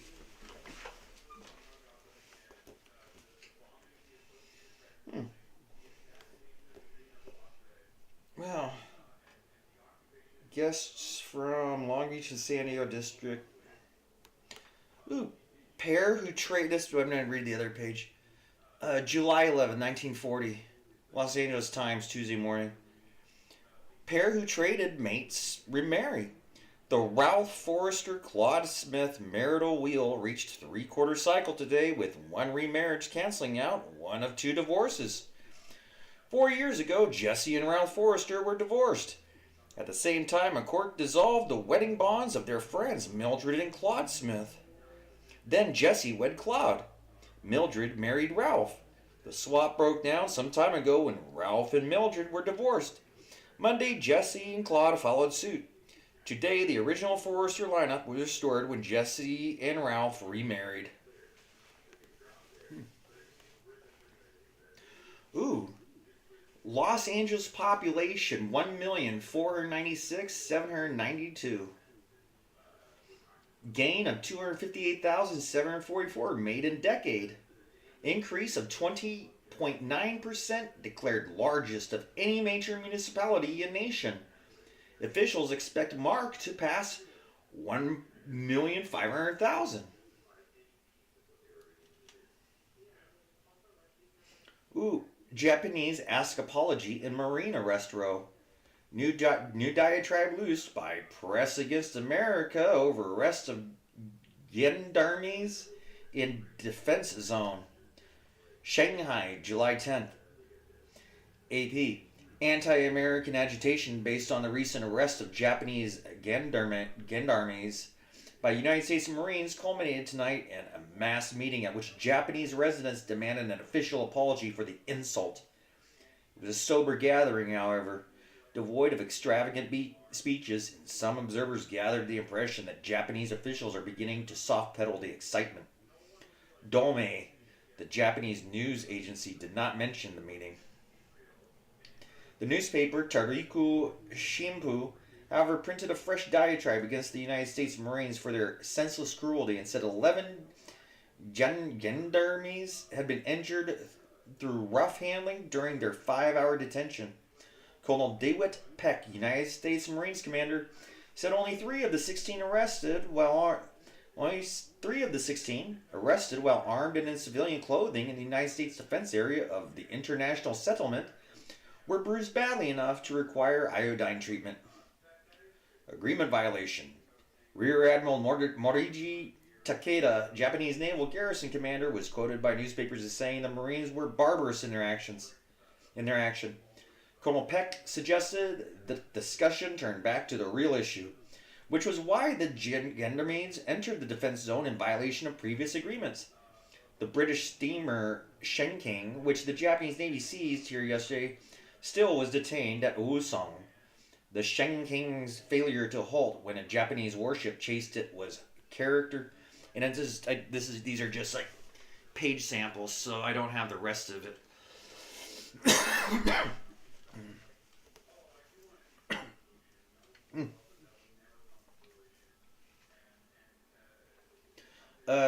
British grimly wait start of blitzkrieg. Swarms of enemy planes routed in a raid believed prelude to threatened invasion. 37 German aircraft shot down or disabled. London, July 11, Thursday, AP. England on guard and ready watched through the dawn today without any indication along the coastal no man's land of Nazi invasion, which Commons was warned last night might come at daybreak. Britain speculated whether this warning by Sir Edward Grigg, Under Secretary of State for War, was the authorized first word that the 0 hour was near. Defenders on alert. Most members of Parliament, however, took the statement as only an indication that Britain's defenses are ready and the next German move is awaited. Sir Edward said, "Tonight, thousands of our soldiers will be on the alert, waiting for an attack which may come at several places at dawn. He spoke while the thunder of bombs and the rattle of machine gun fire still signaled the greatest air fight of the war over England, an attack which Sir Edward said might be only a prelude to the worst. British battle planes and coastal guns drove the Germans off late in the day after shooting down or disabling 37 of the raiders.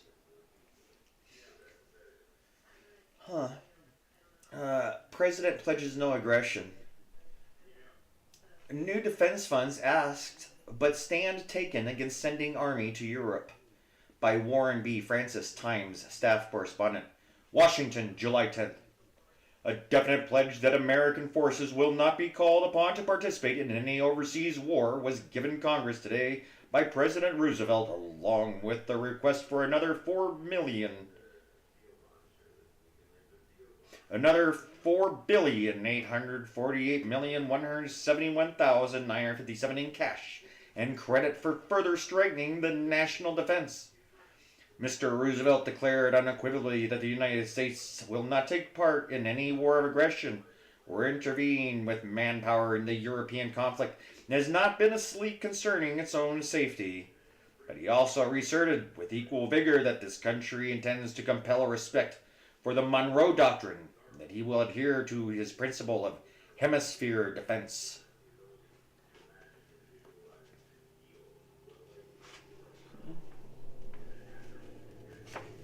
Ooh. Monday morning, July 27th, 1953. Ceasefire. Oh. Reds warned they must keep pledge. Signing of truce halts guns, but permanent peace not yet certain.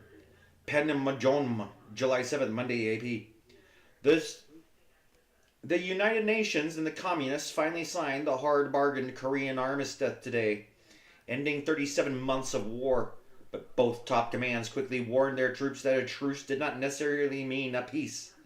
The Chinese Communists in Peiping immediately broadcast a claim that the Red forces had won a glorious victory. By terms of the armistice signed at 10:01 a.m. today, 6:01 p.m. Sunday PDT, the guns were to cease firing not later than 10 p.m. tonight, 6 a.m. Monday PDT. But even as the signing took place, the war had slowed to a standstill. There was only sporadic artillery fire. The main ceremony was a cold, 10-minute formality in Panmunjom by Lieutenant General William K. Harrison, American representing the United Nations Command, and General Nam Il of North Korea, representing the Chinese and Korean Reds. Shortly afterward, General Mark W. Clark, United States Supreme Commander, countersigned the 18 documents, 9 copies for each side, and issued a warning statement to his forces. Clark said the armistice does, quote, not mean an immediate or even early withdrawal, unquote, from Korea. Quote, it does mean that our duties and responsibilities during the critical period of the armistice are heightened and intensified rather than diminished, unquote, he said. Oh, wow. Just a ceasefire. What's today? Not quite 72 years ago. Ooh, polygamy cult jailed in Arizona. 1953, huh? Governor orders raid on white slave community by Marvin Miles, Time staff represented. Short Creek, Arizona, July 26th. The entire community of 122 polygamists, excommunicated Mormons in this remote, shabby Eden, was raided an hour before dawn today by more than 100 state patrolmen and deputy sheriffs under an insurrection proclamation by Arizona's Governor Howard Pyle to clean up what he called a foul and ruthless conspiracy dedicated to white slavery. Arizona authorities here said they believe the governor's action involves the first insurrection proclaimed in the United States in half a century. It required one of the largest police operations in state history. Move in darkness. Midnight roadblocks and monitored telephones cut off all outside communication with this communal farm village lying astraddle the Arizona-Utah border in the desolate strip area north of the Grand Canyon.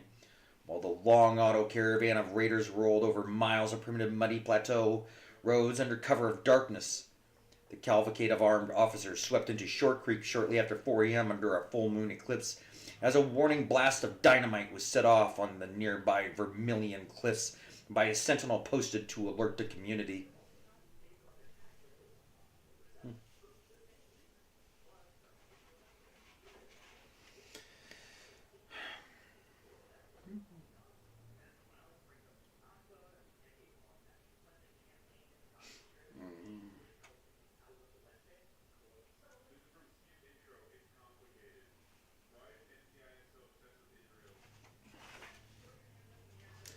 This Sunday morning, November 4, 1956, UN Assembly orders Mideast police force Hammarskjöld told to submit plan in 48 hours. Council meets on Hungary. United Nations, New York, November 4, Sunday, AP. The UN Assembly early today ordered Secretary General Dag Hammarskjöld to submit a plan for an emergency international peace force to secure and supervise a ceasefire in the Middle East. The UN Security Council was called into a dramatic early morning session to take urgent action on the new Soviet military attacks on Hungary. In the Middle East, what?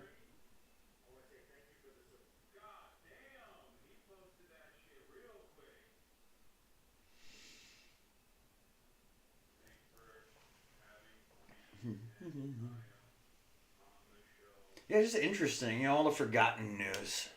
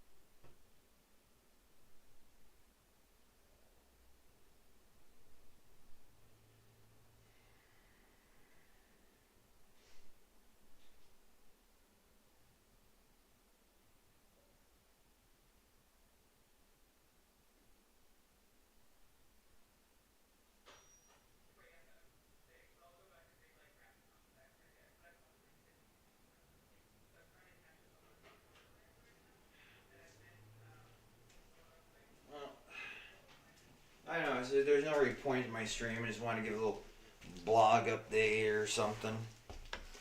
I really should be cleaning. Oh, did it freeze?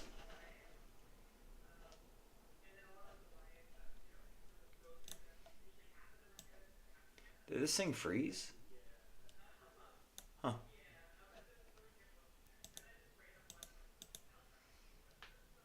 Hmm. Interesting.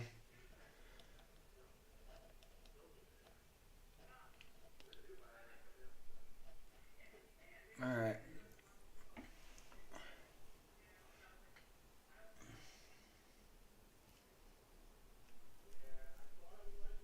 Hmm.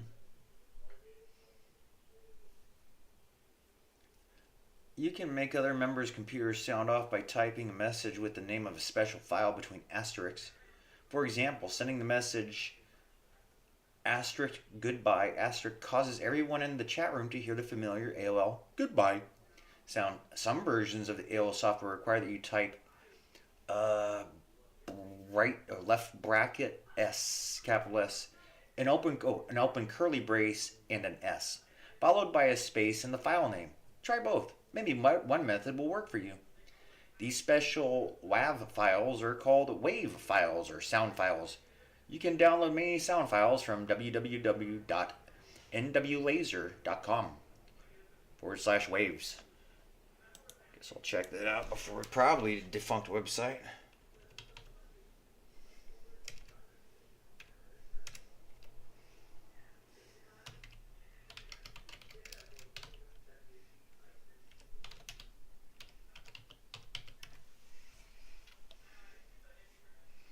Mm-hmm. Huge domains. Oh.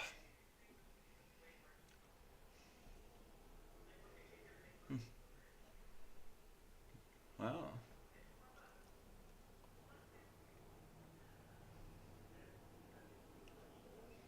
Interesting.